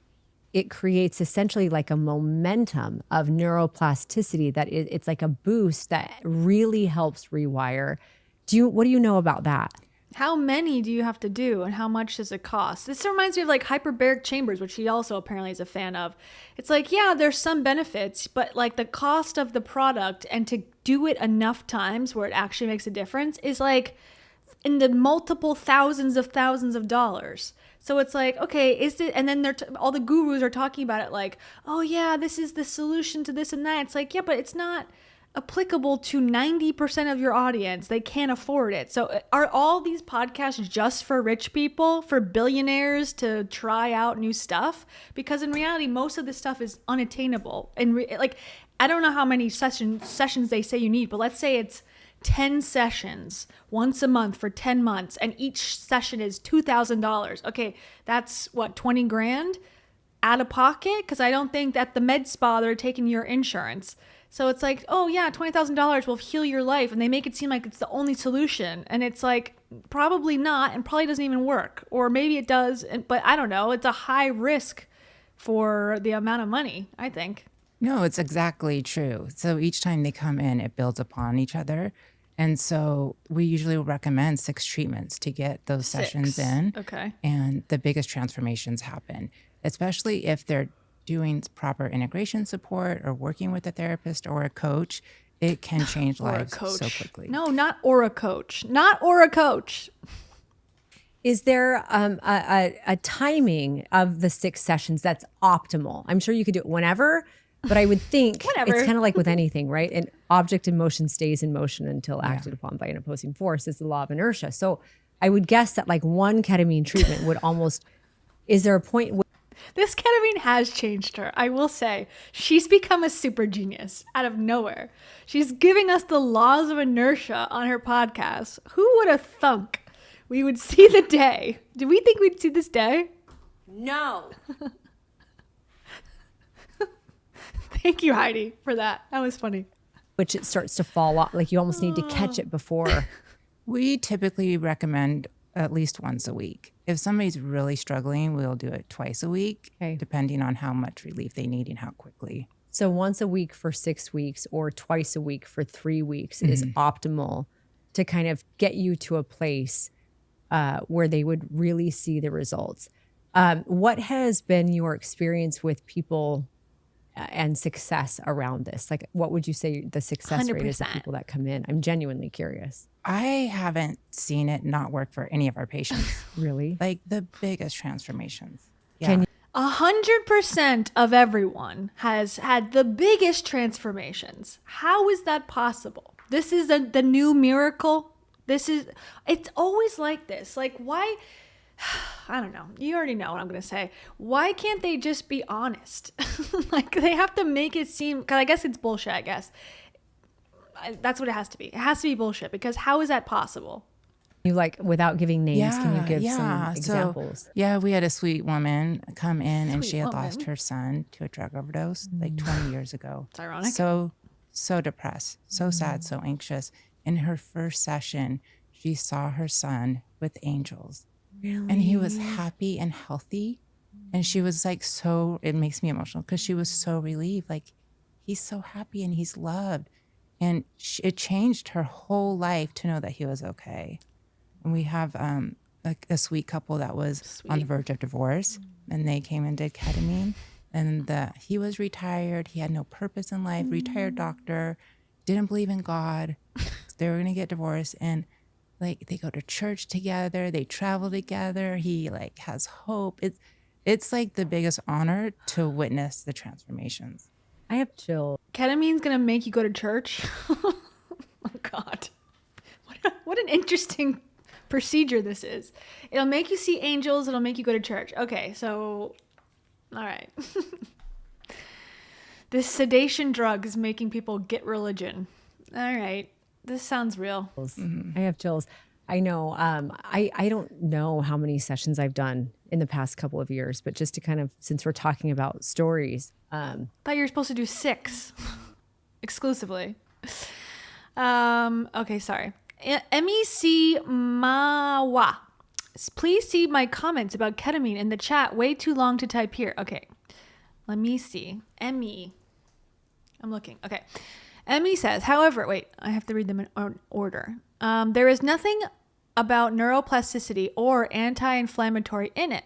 One of the highest risks is what's called emergence reaction, a sort of psychosis in some people we give it to. However, ketamine is a serious drug, a drug of abuse, and I literally have to stay bedside with airway equipment every time I give it. Dang. Yeah, that's kind of what I'm thinking. It makes sense that this is a serious thing to take seriously. But they're making it seem like, oh no, just come in and see your relatives in heaven. It's fine. It's amazing. And 100% of people feel good. And then we can also help you lose weight while you're here. Weirdly. Thank you for that, Emmy. I do appreciate your insight. So are you a nurse or a doctor? What do you do? I'm curious to know what your experience is in this space. And for that, for sharing this information with us, I say this. Why does this sound cult every second? Are you in the ketamine cult? Heidi's the queen. I think I talked about some of this in an earlier podcast I did on ketamine, but I didn't really share as much, right? But it has been life-changing for me. And I tell anyone who asks me, I always say, it's almost like there's 2 parts for me. There's like I know I'm going to go in with an intention. So, and I know you guys, encourage the same thing. You go in with an intention. Intention is huge. And one of the best pieces of advice that the guy who initially did my first ketamine treatment, he had said, look for the light. That was his thing. Look for the light, because everywhere you go, there's either light or darkness, and the medicine will take you where that spark, whatever you're searching for is where it will take you. So if you're searching for, hard, or if you put the lens on, you're going to go into a lot of hard, and that's not even a bad thing, right? Whatever you go into in the medicine is beautiful. I don't understand what this medicine is supposed to do or what it accomplishes. It's anti-inflammatory, according to her. And it also lets you see the afterlife and brings you to God. And then also it could be hard, but you have to set an intention. I don't understand what this is, how this would possibly work. But for me, every single time there's things are brought in front of me that I need to look at, whether it was part of my intention or not. Always. It's like in the kindest way, it like smacks you in the face. Yes. You know what I'm saying? Yeah. It is like, one of my other friends had called it a God smack. It truly is like God smacks you in the face and says, oh yeah, here's what you need to look at. Like it's there. It's there for you. But it's with the most warm, beautiful blanket of love is the best way for me to explain it. So I do have, everyone I want to ask you about what you've heard people experience. I experience almost like visions. It's a little different every time, actually. Sometimes it's vision. Sometimes it's just calm and peace. And just, I am the universe. Like literally, I'm like, I don't have a body anymore. I am like just matter of the universe, and everything makes sense. And my fear of death, my fear of not knowing what really exists outside of this world suddenly goes away.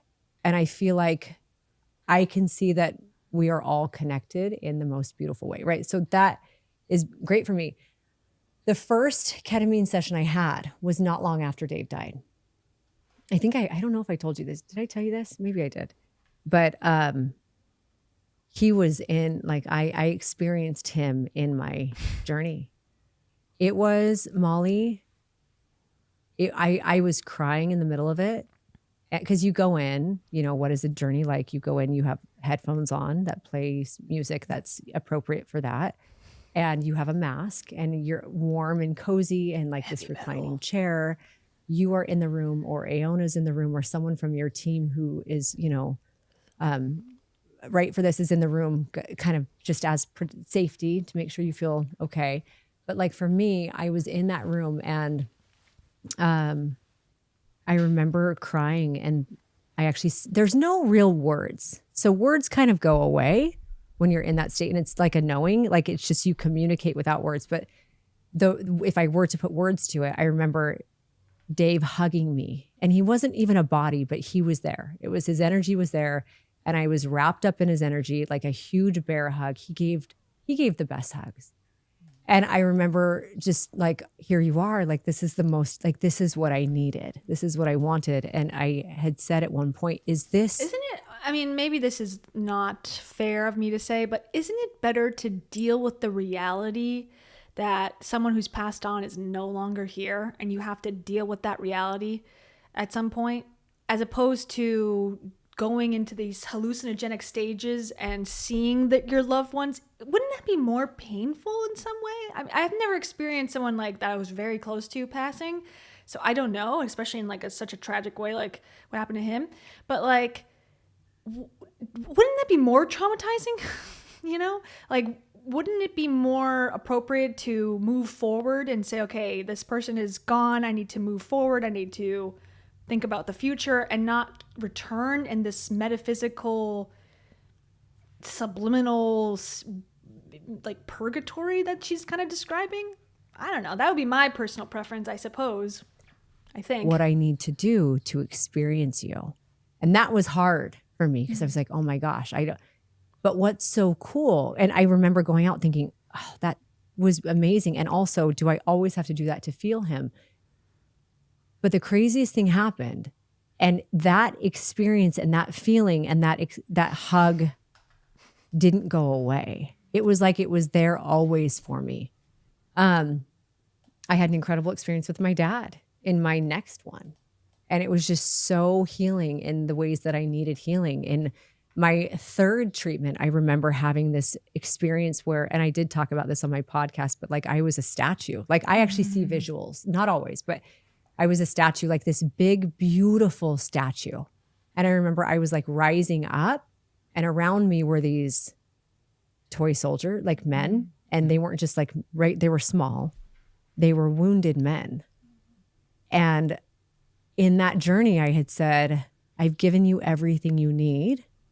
Now it's up to you to fix yourselves. Because, you know, not all of my history, but much of my history has been not only trying to heal men, but staying involved well beyond what they need because it's codependency. And so that I always would reflect back on that. And it was like the more of these that I've done, I've done like 8 or 9. But it is true. It slowly hardwires, or I'm not hard. It slowly rewires those patterns. It makes it, for me, it made me aware of the things that were guiding my life that I might not even have known, and helped me. How could you not know that? That's the most obvious trait about her. And I feel like she's talked about this for years, that she's been aware of this and has chosen to ignore it or chosen to pretend it's not there and continue to teach women how to live their best lives. Okay, I guess if you need ketamine to figure that out, we're a step ahead of you, Heidi. We could have told you this 4 years ago. Once you're aware, awareness is the first step. Then it's like anytime a situation would come up, I'd be like, oh, hold on. I saw this. What do I want to choose now? Even if I chose my old pattern, I was aware that I was choosing my old pattern. Like, oh, okay, I chose my old pattern again. Okay, next time, here it is again. Okay, wait, I'm going to try to choose my new one for a bit. Oh, it's too hard. I'm going to go back. But just slowly over time, it allowed me to kind of create a whole new life. Like who I am now versus 2 years ago is completely different. And she says that every 2 years. Give so much of the credit to this kind of healing. I love that. Absolutely. When you were talking about Dave and that warm hug, for me, the medicine is like an access point, whether to our subconscious or the source. And we have access to, like, it shows us the access point.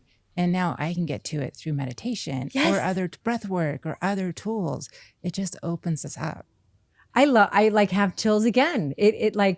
You're absolutely right, because they are all things. Once it's like, you only know what you know. Right. And your ability to imagine is limited based on the experiences that we've had in life. Right. So anyone listening to this right now, you're like, the only things that we know how to imagine are by what we've already experienced or what we've heard other people have experienced, right? This medicine definitely expands your perspective in a way where you'll be like, oh my gosh, I didn't even know this way of thinking was possible. So when you come out of it, you now know it's possible. And at any point in time, you can almost pull on that thread and see what else is possible in a totally 100% just normal real life state that's not with ketamine. I do love that. Yeah. I wanted to touch on, I will say some people will mention, I tried it and I didn't like it. So the very first time I did it, I will be honest, I was a control freak. Yeah. And I was terrified and scared. And I was still like in my analytical mind when I dropped into the ketamine, and I'm still trying to figure it out. So in my mind, I'm like trying to do algebra to figure out ketamine. And I'm like, 2 + 2, it's equaling 8 right now. That doesn't work. And so I remember thinking, I don't know if this is for me. But they said, just be gentle. Let's see how the next few days goes. And sure enough, that glutamate kicked in. And something that was really traumatic completely shifted my perspective after the ketamine. And so I always like to talk about, like, your first experience isn't going to be the same experience every time. Because after I did that and I was able to surrender, to learn how to surrender, I dropped in and just talked to God for 45 minutes. And so now. That's throwing me off. Because it's also like they say, or they will say, these types of people will be like, your intuition's always right. Your gut instinct is always right. Like, trust it. That's God speaking through you, whatever. But when it comes to this, give it more chances. It's like, oh, okay. And you're talking to God? That's the part where I'm like, is this science? Is this neuroplasticity? rewiring, or is this spiritual, or both? It sounds like, but I find that hard to believe that those two things could live so comfortably together. Once I learned how to surrender and allow the experience, it's just so beautiful, like you were saying. Okay, so I love that you touched on this, because this, it's like there are different sides of everything that exist all at once. So any experience in life, it's not all positive. It's not all light and all fun. Like raising. Oh, I see it. I see the comment from Claudia Aguilera. Arizmendi Aguilera says, I'm a pharmacist, and it sounds dangerous that they are so loosely recommending going off your antidepressants for 24 hours just so you can do this bullshit. Dose schedule is not something to play around. Yeah, I agree. I was going to say something earlier about that, because I'm like, I wouldn't just stop my medication for 24 hours and then go back on it after doing ketamine. Like, I don't know. That would be way too risky for me personally. Just because I don't like it. I don't like feeling anything. And you're supposed to take your medicine every single day. You don't have to take it at the exact time, I don't think, but within a 24-hour period, so it maintains the cycle in your body. So them recommending getting off and then suggesting to get off the medication altogether, I think is irresponsible. I agree. Kids, it's freaking phenomenal, and it's freaking hard. So hard. Depending on the day you catch me and you say, how is parenting? I can be like, it's the most amazing thing. And also I could look at something and be like, I'm good. I'm done. So those were really powerful points of my experiences, those experiences. However, you touched on something that has never gone away from me. Every single time I am about to have a ketamine experience, every time I have this, it's like anytime you do a workout that is great for your body. Like I'm going to go into a workout. It's going to be a workout. It's going to break me down before it builds me up, kind of a thing. Inside of I am a major control freak. And because ketamine is a dissociative, right? For me, it's like the more I fight it, every time going in, I have this a portion where I'm fighting it. And I'm like, ooh, don't take away control, because control, I need control. Control is how I feel safe. And that control is a result of me being hurt so many times in my past. And so I try and grasp on, but the tighter I grasp, it's like the more lessons God wants to teach me, honestly. He's like, well, let me just show you, because you can't grasp, but that is a really difficult thing for me. And so each time I do have. So she can hold on and grasp for control and it still works. And the other woman, Molly, says she had to learn how to surrender for it in order for it to work. I'm getting mixed messages once again about how this works, which makes me feel like it's a placebo. Oh my gosh, there was so much beauty. And for me, there were harder points associated with my pattern of wanting to control. So I hear you. I actually, and I know how beneficial it is for my brain. I know how beneficial it's been for my emotional state and for my healing, that even though I know there's going to be a portion where I'm trying to not surrender, right? That's a lesson I need to be taught. So I'm glad that you brought that up. Yeah. So I think anytime you do anything that's vulnerable, it is scary. Yeah, I know. I've talked to a couple people about it who are really struggling, and their response or their kind of question is like, gosh, but what if I'm in the room and what if I look bad, or what if it's hard for me? What if it's this? I'm sure you've had people ask that. Yeah. What if I look bad? I guess that's a question someone would have. That's weird. Aren't you in a mask and under a blanket? I don't think anyone can look anything with that. What do you say to that? Yeah. So people are worried, what if I say something or do something inappropriate or weird or embarrassing? And nobody does. You don't even have to worry about it. And then if they you just did, guess there. what? You do. Yeah. And I love you no matter what, Yeah. So which one is it? Does it not happen or does it happen? They can't get on the same page, these women.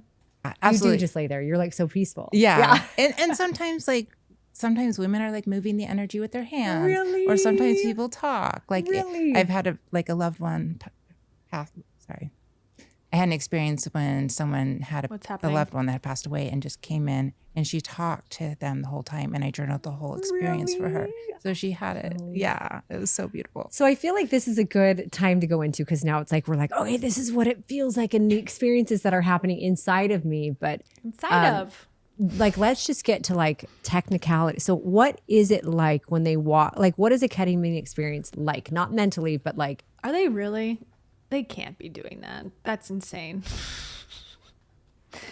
Hey, welcome to this healing session. We are going to be live streaming this on TikTok. Hope you're okay with that. If you start making weird noises, it's fine. That's good. We'll get galaxies. It's for the business. so how do we make sure it's safe? Yeah. Do you do a medical eval? I know these answers, but why don't we talk through it? So the first step would to do a medical evaluation Okay. with our nurse practitioner, and she's amazing. I love her. So not everybody gets to do it. We're very specific to who's the right candidate for it. We want people to have support in place for them. I would assume some of that's legality, that they can't allow anyone to do it, perhaps, I would think. We would start there, talk about dosing, medical history, and then from there. From that medical eval, though, what are things that would not make somebody a candidate? So if they have been diagnosed with schizophrenia, they wouldn't be a candidate. Bipolar mania, or if they had a substance abuse issue. Okay. Hello. And is this at your guys' specific clinic, or is this ketamine everywhere? Do you know, like, is it?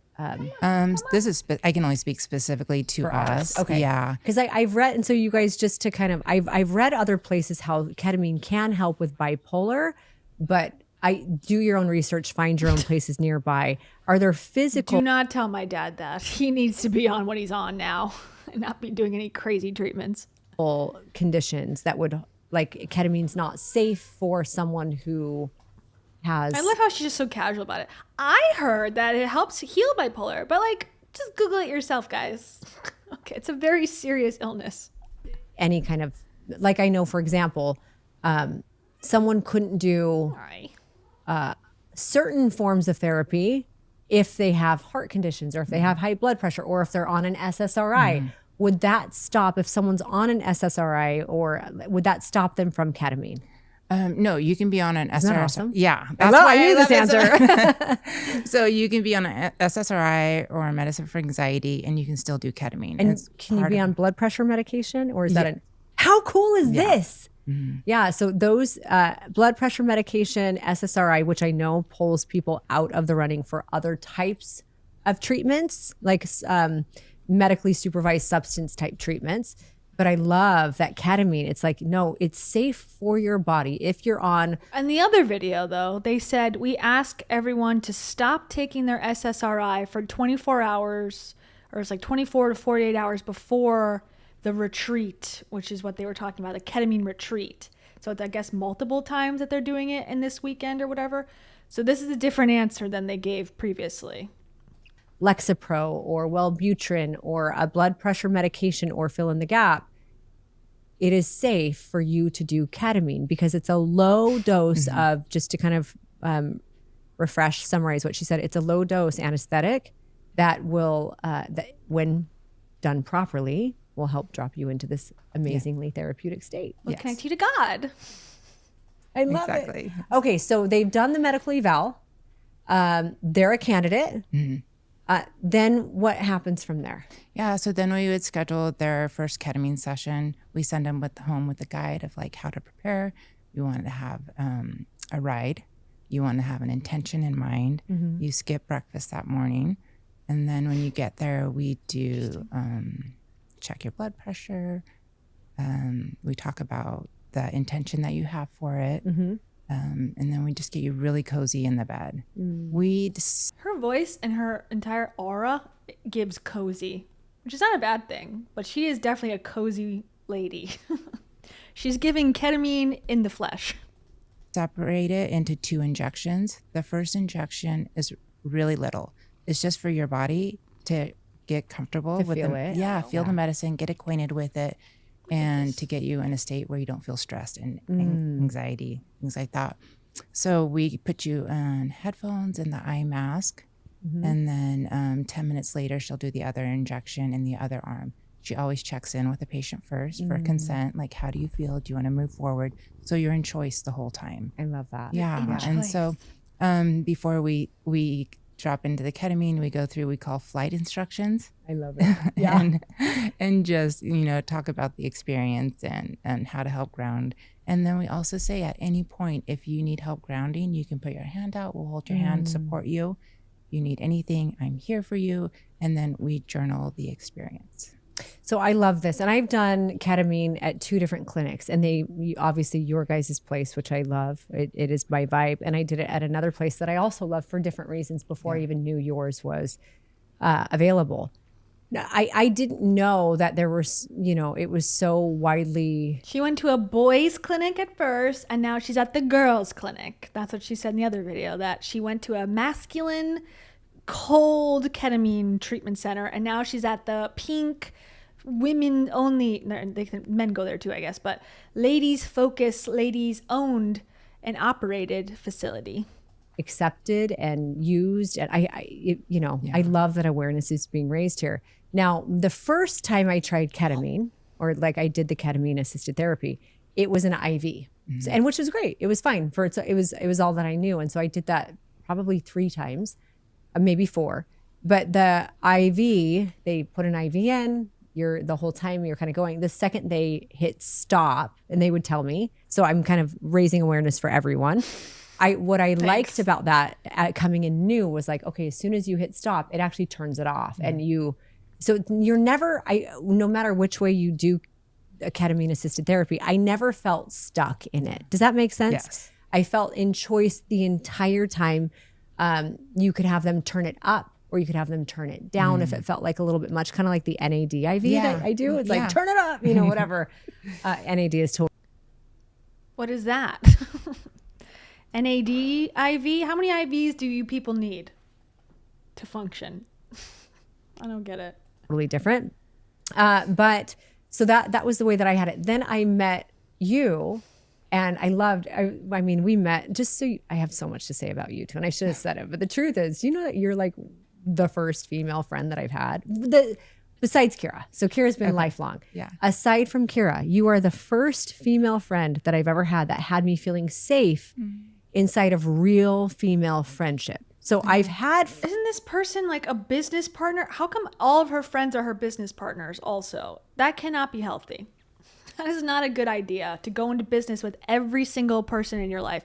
I guess that's what she's used to. She started with Chris, was in business with him, her husband. That didn't work out. She was in business with Dave. She was in business with Kira. Now she's in business with Molly. It's very bizarre. She has to be making a profit from every friendship. Currently, this is what this is about. Oh, let's do a podcast with my friend. Okay. But like, there's friendships outside of making money and like only focusing on that.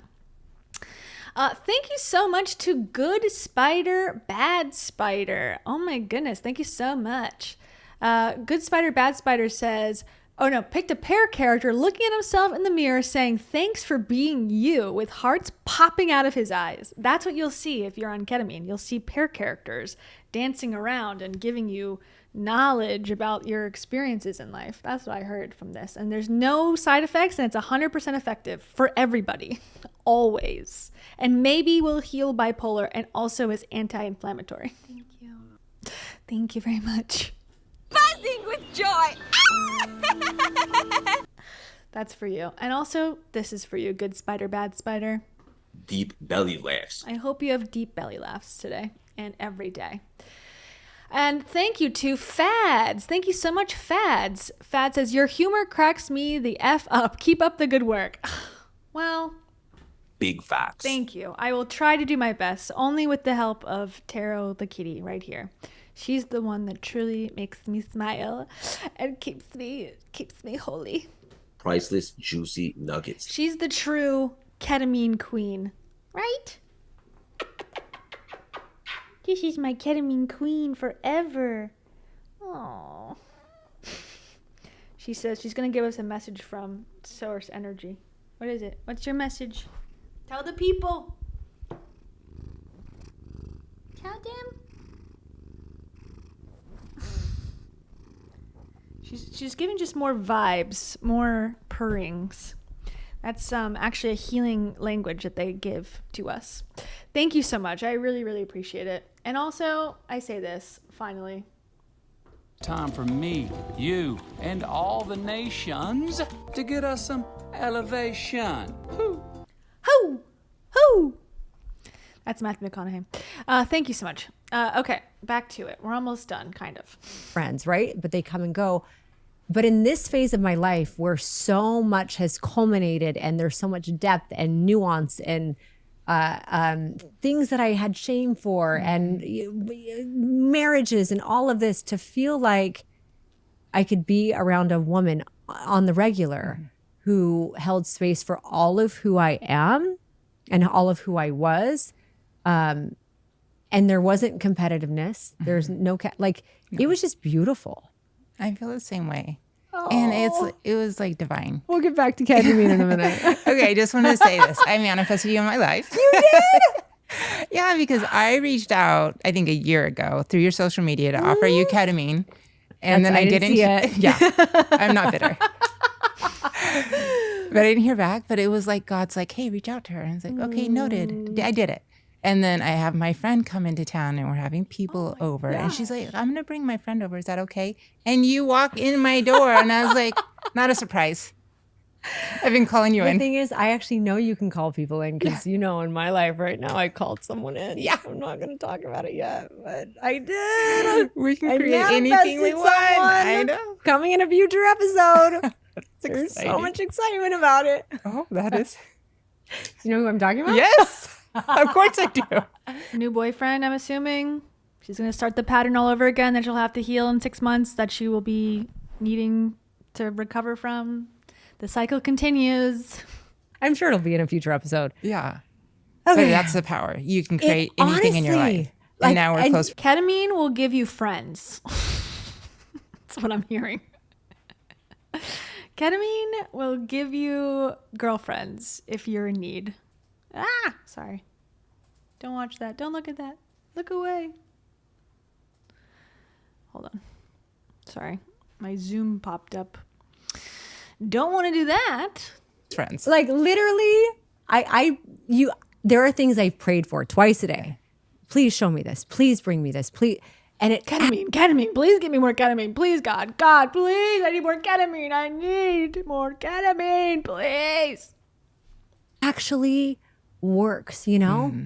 Do you remember when you were leaving that day?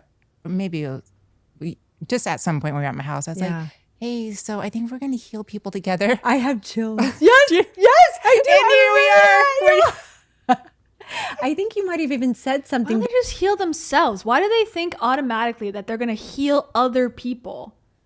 Like it said, that is to me a narcissistic trait of these healers, light workers, med spa owners. Like you, at least Heidi, I don't know this Molly chick, but like Heidi is deeply disturbed on many levels. She has, and I think it's fine that she wants to do like a fitness thing or whatever. Like she can even do her own vlogging and whatever. I don't care. She can do whatever she wants. Honestly, she can be a life coach if she wants, but I don't understand the audacity to think you are qualified in any regard to heal other people. Like, why does it automatically, I went through ketamine, now I must profit off of other people's journey because I did it once or 18 times and I liked it. So therefore now I'm going to like structure my life around selling this product to people. That is a disturbed way to think. And even her and them connecting and going, we're going to heal people together. Why don't you just be friends? Hey, you both like ketamine. Great. You can go do the K-holes together.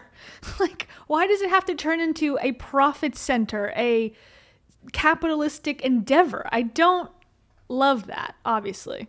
The night that we met. Yeah. I really think you said, I've always had a feeling that we're going to, and here we are. Not too long. Oh, I love it. How funny? cool is that? I don't remember what I was saying about ketamine, but we were talking about the difference between IV. Then I'm going to ask you this and then I'm going to tell you my experience. Okay. What sets you and Arizona Wellness apart? Which, by the way, you guys, I am fully intend on doing more with Molly and her team. So be prepared because I just believe so much in what you're doing. I love it. We are going to heal people. We are healing people together. What is Heidi doing? She's not injecting people. She doesn't own the company. She's bringing in sales. She's promoting it, I guess. But is that healing people? I suppose you could consider it. But I would say this woman's doing more if it actually works, which I'm in doubt. But we're healing people together. What are you doing, Heidi?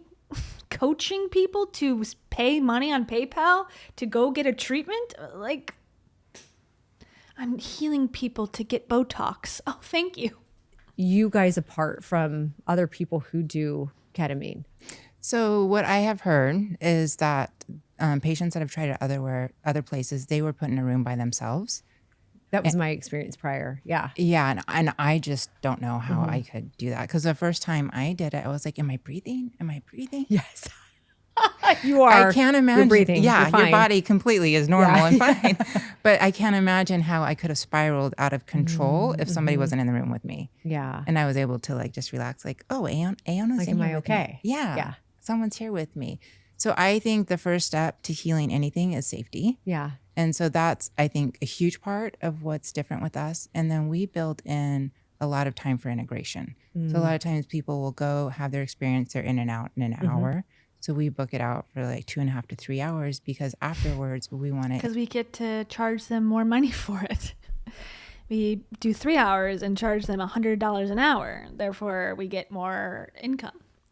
What is it called when you're upsell? We upsell them on a full package. We give them a cold plunge afterwards just for fun. Sarah H. Thank you so much, Sarah H., for picking the pear character, jumping up and down, saying #1 fan. Oh, are you the #1 fan of tarot? I have your #1 fan on the phone. It's Sarah.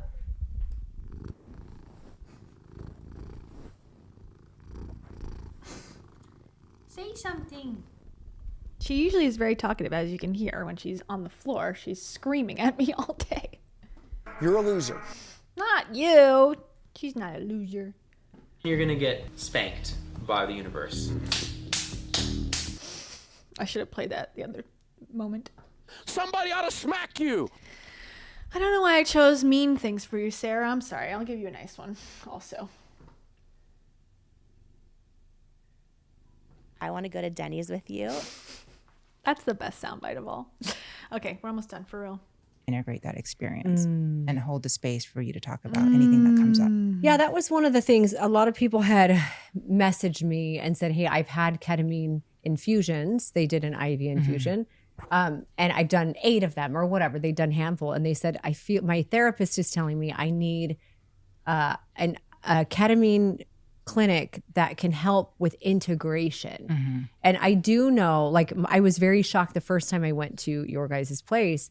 Number one, just to sit with you before and have someone talk about core wounds and inform on something is just, it was so oh, this is awesome to be able to do this if someone's ready or they want it. And you can do pattern mapping. I know you've done pattern mapping with people beforehand, so they're aware of what's might exist. So I love that there's just more to it. Hey, we're not giving you something and having you feel and then leave. Let's be intentional about this. Let's actually figure out, let's do some pattern mapping. What is pattern mapping exactly, if you had to explain it? Yeah, it would just be a series of questions to kind of identify maybe some wounding that exists in your life that hasn't been healed. Because that wounding, someone once said... Oh, so unregulated therapy. Unlicensed therapy, it sounds like. Okay, just checking. Just making sure that's what we're doing.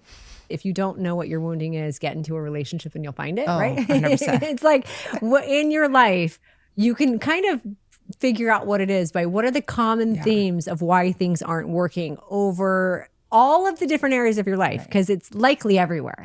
What's stopping you in money is probably stopping you in relationships, is probably stopping you in affecting your relationship with your kids, is stopping all, it's your negative self-talk. It's everywhere.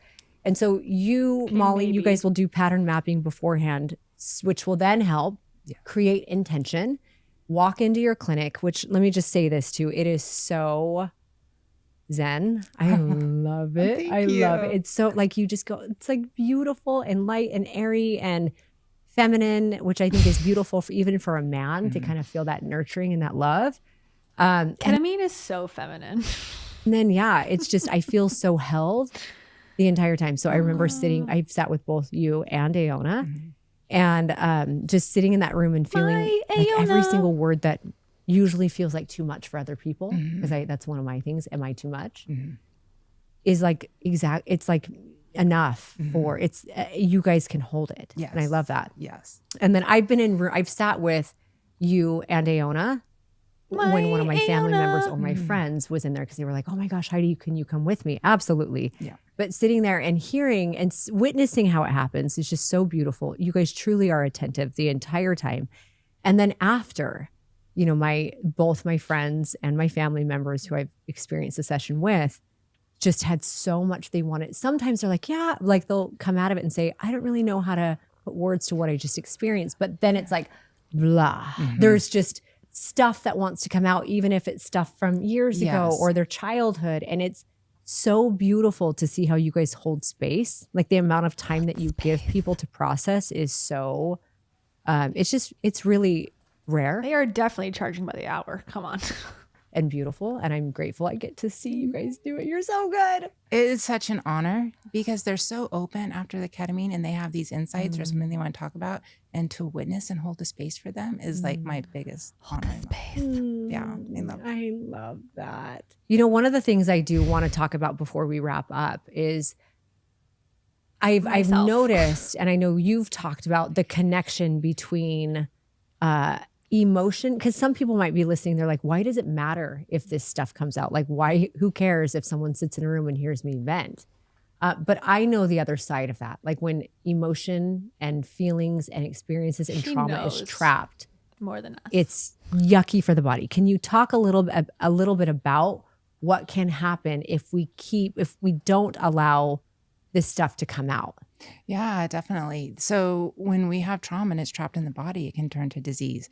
So we see so many people that come in for ketamine have autoimmune issues, or because they've been in survival mode, they've depleted their testosterone levels.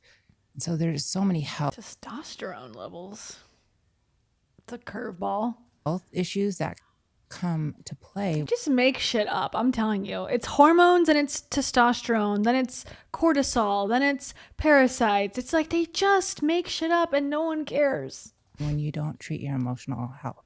So then do you notice when people come in with autoimmune, with imbalanced hormones, even without touching anything else, and they start doing ketamine assisted therapy? What do you think she's gonna say? What's our guess here? This softball, you know, lob answer or question she's giving her to answer. Yes, 100% of people fix their autoimmune disorders for sure, and they have no hormone unbalancing anymore. But also, if they want more support, we have that program too. We have that product as well. That's my guess, my prediction about what she's about to say. Oops. Sorry. Does it actually physiologically shift autoimmune and hormones? Yeah, we see it in the blood work. So someone can have Hashimoto's and their numbers can come down. Like it's proven. Is down a good thing in Hashimoto's? Yeah. Okay. Yeah. Okay. Yeah. So really? Their levels improve. So I don't know. I'm not buying this. Then they can tell, like, I feel like, I don't know anything about it, but Hashimoto's, isn't that like a very like kind of ethereal thing? Can you just tell that immediately in a blood work? I don't know. Okay, whatever. I'm not trying to get into the autoimmune, but this seems like bullshit to me. You giving the space to heal emotionally, you're seeing quantitative evidence that their bodies physiologically are healing. Yes. Wow. Yeah. If you've been in fight or flight or survival mode your whole life, and then you create safety, your body's like, oh, I can breathe again. You can start to heal again. Well, okay. So I'm going to talk about myself again, because that's what I'm really good at. Yeah, we know. You've known me during a phase of my life where we've known each other for 2 months, probably max, I'm going to guess. Body was acting out. And it's like, it's funny because I know this stuff with other people, right? It's kind of like we always know it with other people, but then I'm like, no, my body is just not. For a period. Thank you, Rachel, for that information. Okay, that's good to know. I'm like, it's one of those things where they're like, there's no tests, but we can pretend to do a test and pretend that there's been changes. Okay. Now, have you tried ketamine, Rachel? I hear that it will heal it completely. You just have to do it 100 times in 6 weeks for 40 days. Period of my life, many different periods, but this particular period that you knew me through, I was putting myself in a situation over and over that I felt it. I felt my nervous system agitated. I felt my body like on guard. And it had nothing to do with it. It really didn't have as much to do with the people around me as it did with myself and my own trauma from childhood that I had not processed. That then was having me put myself in a situation that was trapping emotion and having me tighten up, right? Like it didn't matter what anyone said around me, I was tight. And what was happening in my body, at the same time, it was like I was having issue after issue after issue. I was constantly going in for tests. My blood work, my labs were all over the place. Well, yeah, remember she was, this is probably like a year or so ago, and she was basically, what do we call it? She was making content giving the impression that she had cancer at one point. She was like, oh yeah, I'm getting a biopsy. Well, no, I'm not. Well, actually, no. And now I'm going to this place. And it wasn't really a medical facility. It was kind of like a woo-woo place. And she was sort of, what's the word? Like previewing or hinting that she had cancer.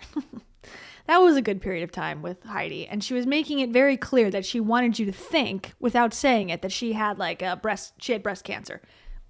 Turned out it seems like that was not true. So that's now she's saying the ketamine has healed her fake illness that she was previewing. She was soft launching a cancer narrative. I was like, do I have cancer? Do I have this? What the heck is happening to me?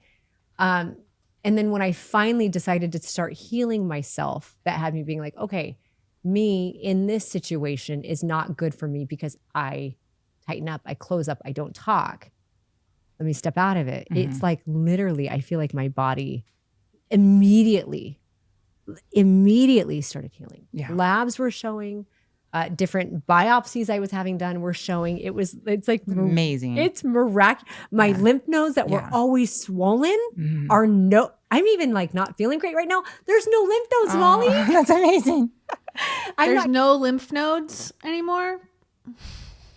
Seek medical attention. I'm kidding. Yeah. It is just like everything is going down. And I've heard, you hear these stories. I don't know anyone, I think you do, who had cancer. Oh God. And started healing emotionally. And what you were telling me about this not long ago. What was the story? He has 6 months to live.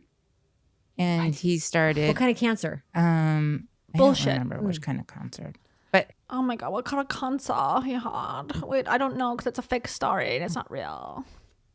This is a fake story from my fake website that I have, and it's not real. Okay, so now ketamine cures cancer. We're at that part of the podcast. It never fails to reach this point of delusion. There can never be something that is just a nice thing to try. No, it's life-changing. It's cancer curing. You need to do it every single second, and you'll also meet God. These salespeople, they are relentless. His wife had cancer, and they both had cancer. And that's right. Yeah. So they started doing their emotional healing, working with different medicines, and then completely changed their diet. Both of their cancer went away. What? Yeah. 4 months. His cancer went away in 4 months. What? This is not a real story. This is fake. What? This is not real. Oh, wow. That doesn't happen. That's not true. Oh, shocker. These fucking people, man. They drive me insane. There needs to be a police. I need to call 911 for these types of things. I need to be able to report this somewhere. Where can I report this? This has to be against the law to make up bullshit to promote your business. It cannot be. One day we must have Big Brother to call and say, take these people away right now. They've lied. Okay, so now I want to make sure this is awesome because you hit on, it's like this is not just ketamine. It's like, you can't just rely on one thing. It's like when someone comes to me and says, I want to lose 200 pounds. No. You can't just rely on going to the gym. You have to eat right. You have to change your. So they took transform powder and ketamine, and that was the magic cure, the magic formula to heal cancer. Unknown cancer for 2 people in 4 months. It's amazing. Sleep habits, you have to, all of it. You got to change your environment, all of this stuff. So it's like ketamine's not the thing, but it's a tool in all of these things, because you said he started changing how he was eating. This brings up, I was just having a conversation with someone 2 nights ago, and the conversation was, I was actually talking about what a shift it's been, and this person was kind of Yeah. Let's go ask Jessie Lee Ward, who changed her entire lifestyle, spent hundreds of thousands of dollars of healing and drinking juice and eating meat and listening to whatever quack was out there. She passed in 6 months. So yeah. Oh yeah. If only she did her emotional healing. She was doing that too. She was doing every single thing, flying around the world to get help, and she died. So more likely than not, of course you could have miraculous remission, but more likely than not, if you change your diet and heal your emotions, you're going to die from cancer as well if you don't do anything else to help yourself. Okay? That's my stance. Take it or leave it. On that, the things we were taught as children to stay away from, I mentioned it in the intro of this podcast, are now science and the medical industry is like saying, no, hold on, this is actually healing. This is for healing, right? And this person's like, but I don't understand. It's a drug. And then I said, okay, my thing was, anything can be a drug. Oh, absolutely. Food is a drug. To her, yeah. To her, food is a drug. If you abuse it, food is also the most healing medicine if you use it properly. Like, you can heal your body with the right foods. Absolutely. You can also kill your body with the wrong foods. Exercise.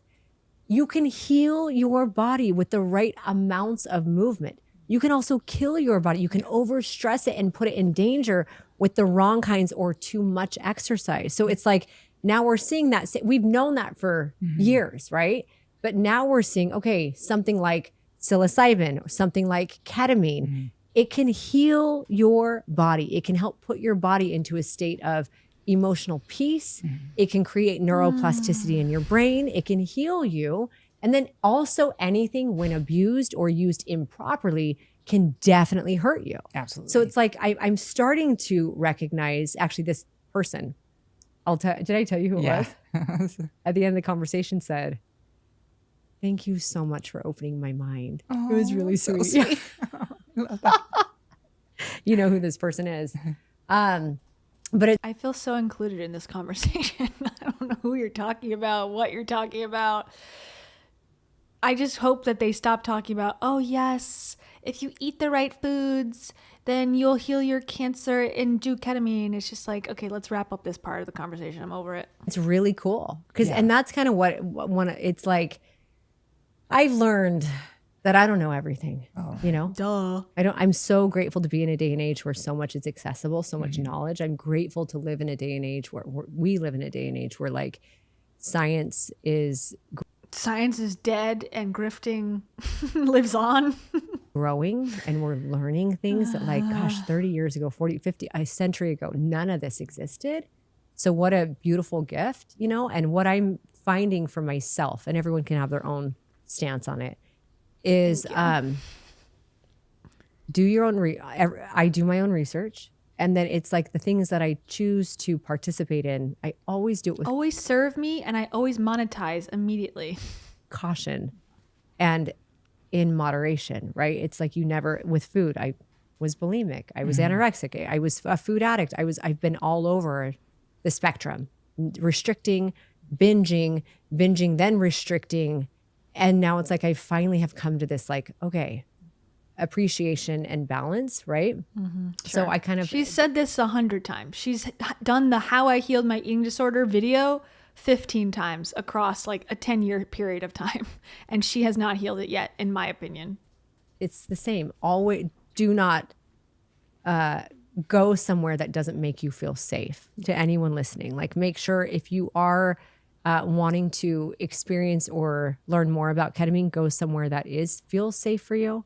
Molly, if people want to know more, if they go to your street corner, Just kidding. from you, how can they find you? So they can look us up, Arizona Hit us up on Snapchat. We take orders. Wellness Center. We're on social media. We have a website. Yeah. This chick is so chill. She's like the chillest person I've ever seen in my life. I kind of like her vibe, to be honest. Like, she's like, go to a website. I have a website or something. I don't know. I'm on ketamine right now. I don't give a shit about anything. Just like sign up or something. I don't know. I love it. Holy crap. I almost didn't talk about a retreat. Oh, yeah. Hold on. There's a Okay. retreat, you guys. This part, I'm so Guys, excited. I mean, this everything. is- I'm yeah, excited. I know. So I've been talking about it on social media. Molly and I are doing a retreat June 26th through 29th. So, you know, some of you might be watching this delayed and you might not be able to make it to this retreat. But if you don't, we will Now they're doing another one in August and another one in October. They're profiting 3 times from your trauma. definitely be doing it again. Molly, tell us, I'll let you talk Okay. about it a little bit. Okay, so a little backstory. Like when I knew I had to start doing my healing, I was at the lowest point in my life. I crying in my closet every night. And I was like, this cannot be how life is supposed to be. Like I didn't know my self-worth. Like I was so low. And so I was like, I have got to figure something out. And so I went on this 5-year healing journey. I started with like plant medicine and then ketamine. But everything I learned in that 5 years on my path is what we are putting into a retreat. So it doesn't have to take you 5 years. I love that. Get my sloppy seconds. Sloppy seconds of healing from a woman named Molly. And you know, the thing is, by the time someone lands at this retreat, they've already been putting years in and effort, you know, on their own path. So it's like now they'll get to skyrocket it with experience of yours and who are all the other women who are putting into this. I'm so excited about this. So yeah, and that's kind of one of the things I feel like, and what I've been telling people on my social when they inquire about it is like, you know, specifically for me, the last 2 years, really, it's been a decade, right? I mean, Lauren, yes, 100%. And I feel like I did that too. When I struggled to be social and make friends and stuff. So when I was going through my spiritual awakening thing, self-help journey, as you will, that's what I was doing. I was just trying to because it was a very quick way to get vulnerable with people, because it was hard for me to just kind of go and make friends. So I would go to these retreats where people are being open, and it was just like I could just pop right in and go, okay, everyone's being vulnerable, I'm here. But the thing is, it doesn't last. They force you to open up really, really quickly, and you're telling all your secrets and you're spilling all your, you know, like I said, secrets and deepest fears and whatever with the group. And it simulates intimacy, but it's not true intimacy. It's a false intimacy that goes away as soon as you leave. And it's not real. And as soon as I stopped paying the fees to be involved in these groups, they were gone. That was it. It was over. So yeah, I agree. She probably has the same issue I had. But the difference is I never sold anything to anyone. I was figuring it out and going through it, and figured out after a year of time, basically, okay, this is not for me. I'm going to go to the traditional route of therapy and medicine and whatever, not plant medicine, regular medicine. But yeah, she didn't take that path. She's like, I'm so healed and holy, I can teach anything and heal everybody. So, you know, that's the difference between her and I. She's better than me, obviously.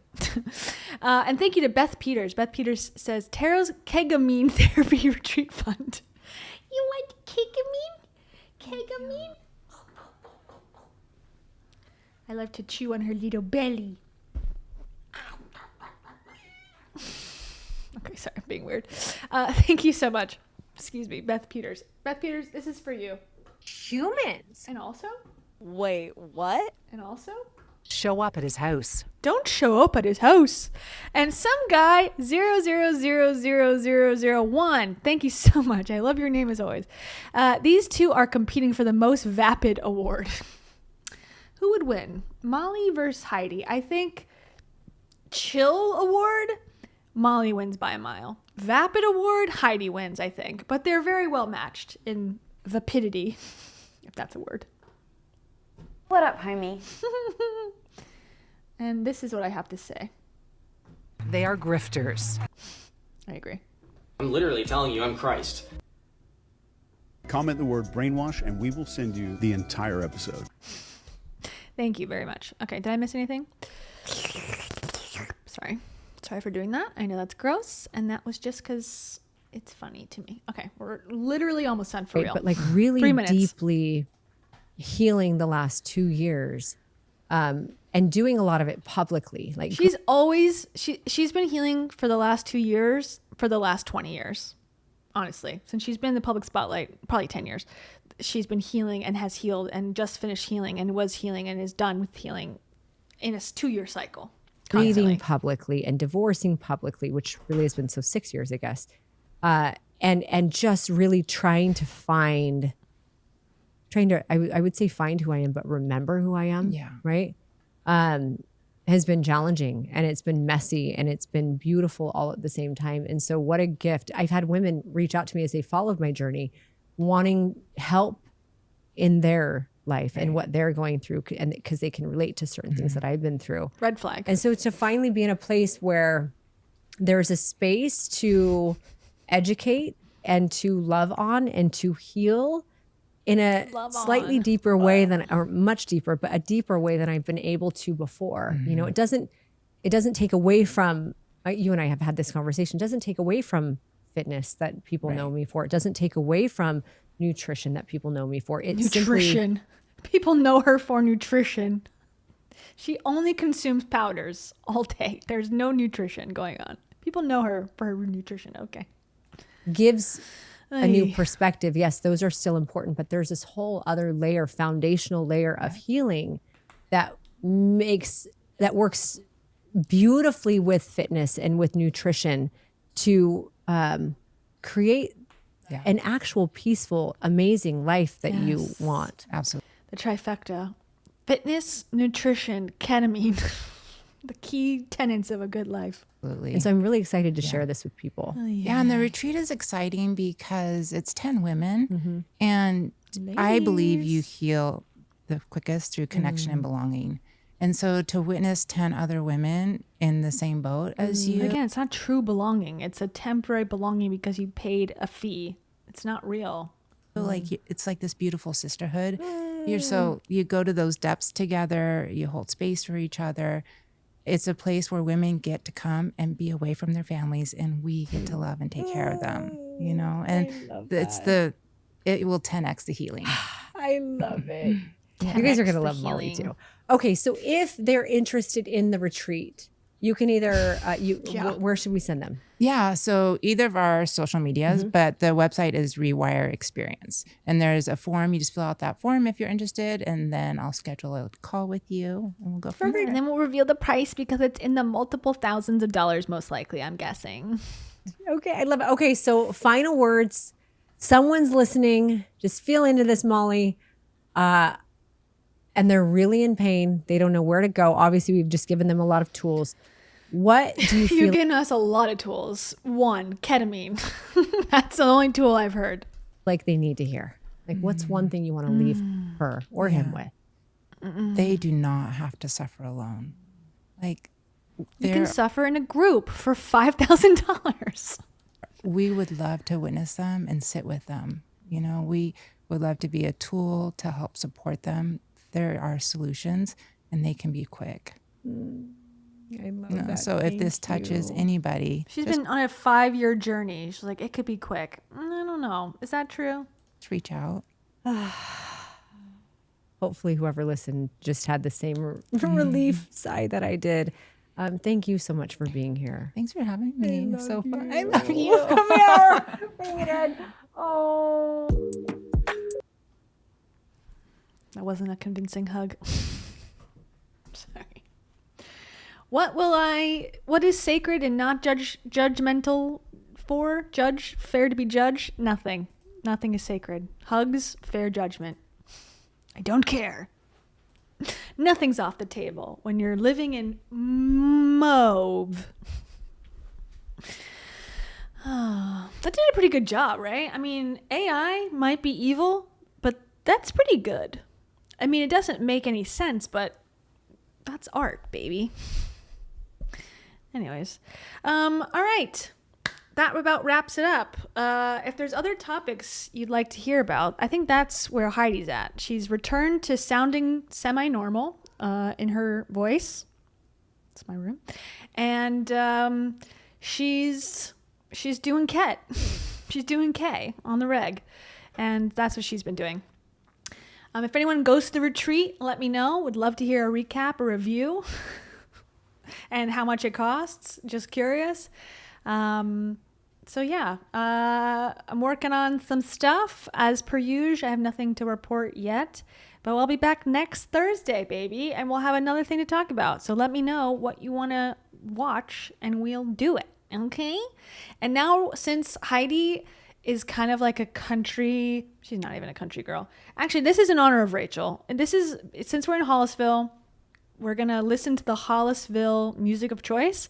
And so my song tonight is going to be a country ballad. So please enjoy as you all click off the video now. Okay. And Tara says goodnight, right? Say goodnight. She's like, can you stop giving me the microphone? I don't know what it is. I don't want to say nothing.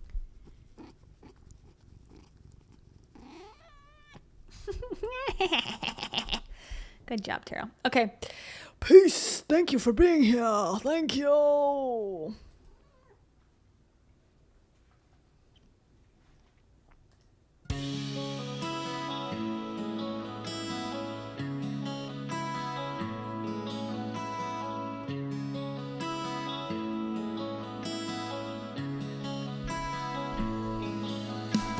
Starry nights in the sky. Are you really high on ketamine? Nicole Campbell knows what I mean. Akonzo, how many sessions do you do? Is it 6 or maybe just 2? Alaska Blue Tundra, what about you? How many ghosts are you getting hugs from? Carasoto. Who do you get your special K from? Is it down the street from a guy with a hoodie on? Or is it Lisa B, who's already gone? Gone down the street to do some ketamine. Lillian Massey, are you in choice? What does that mean? No one knows. Rob Sheehan, do you know ketamine is what it is meant to be in? 100% accuracy, Rebeled Fuentes.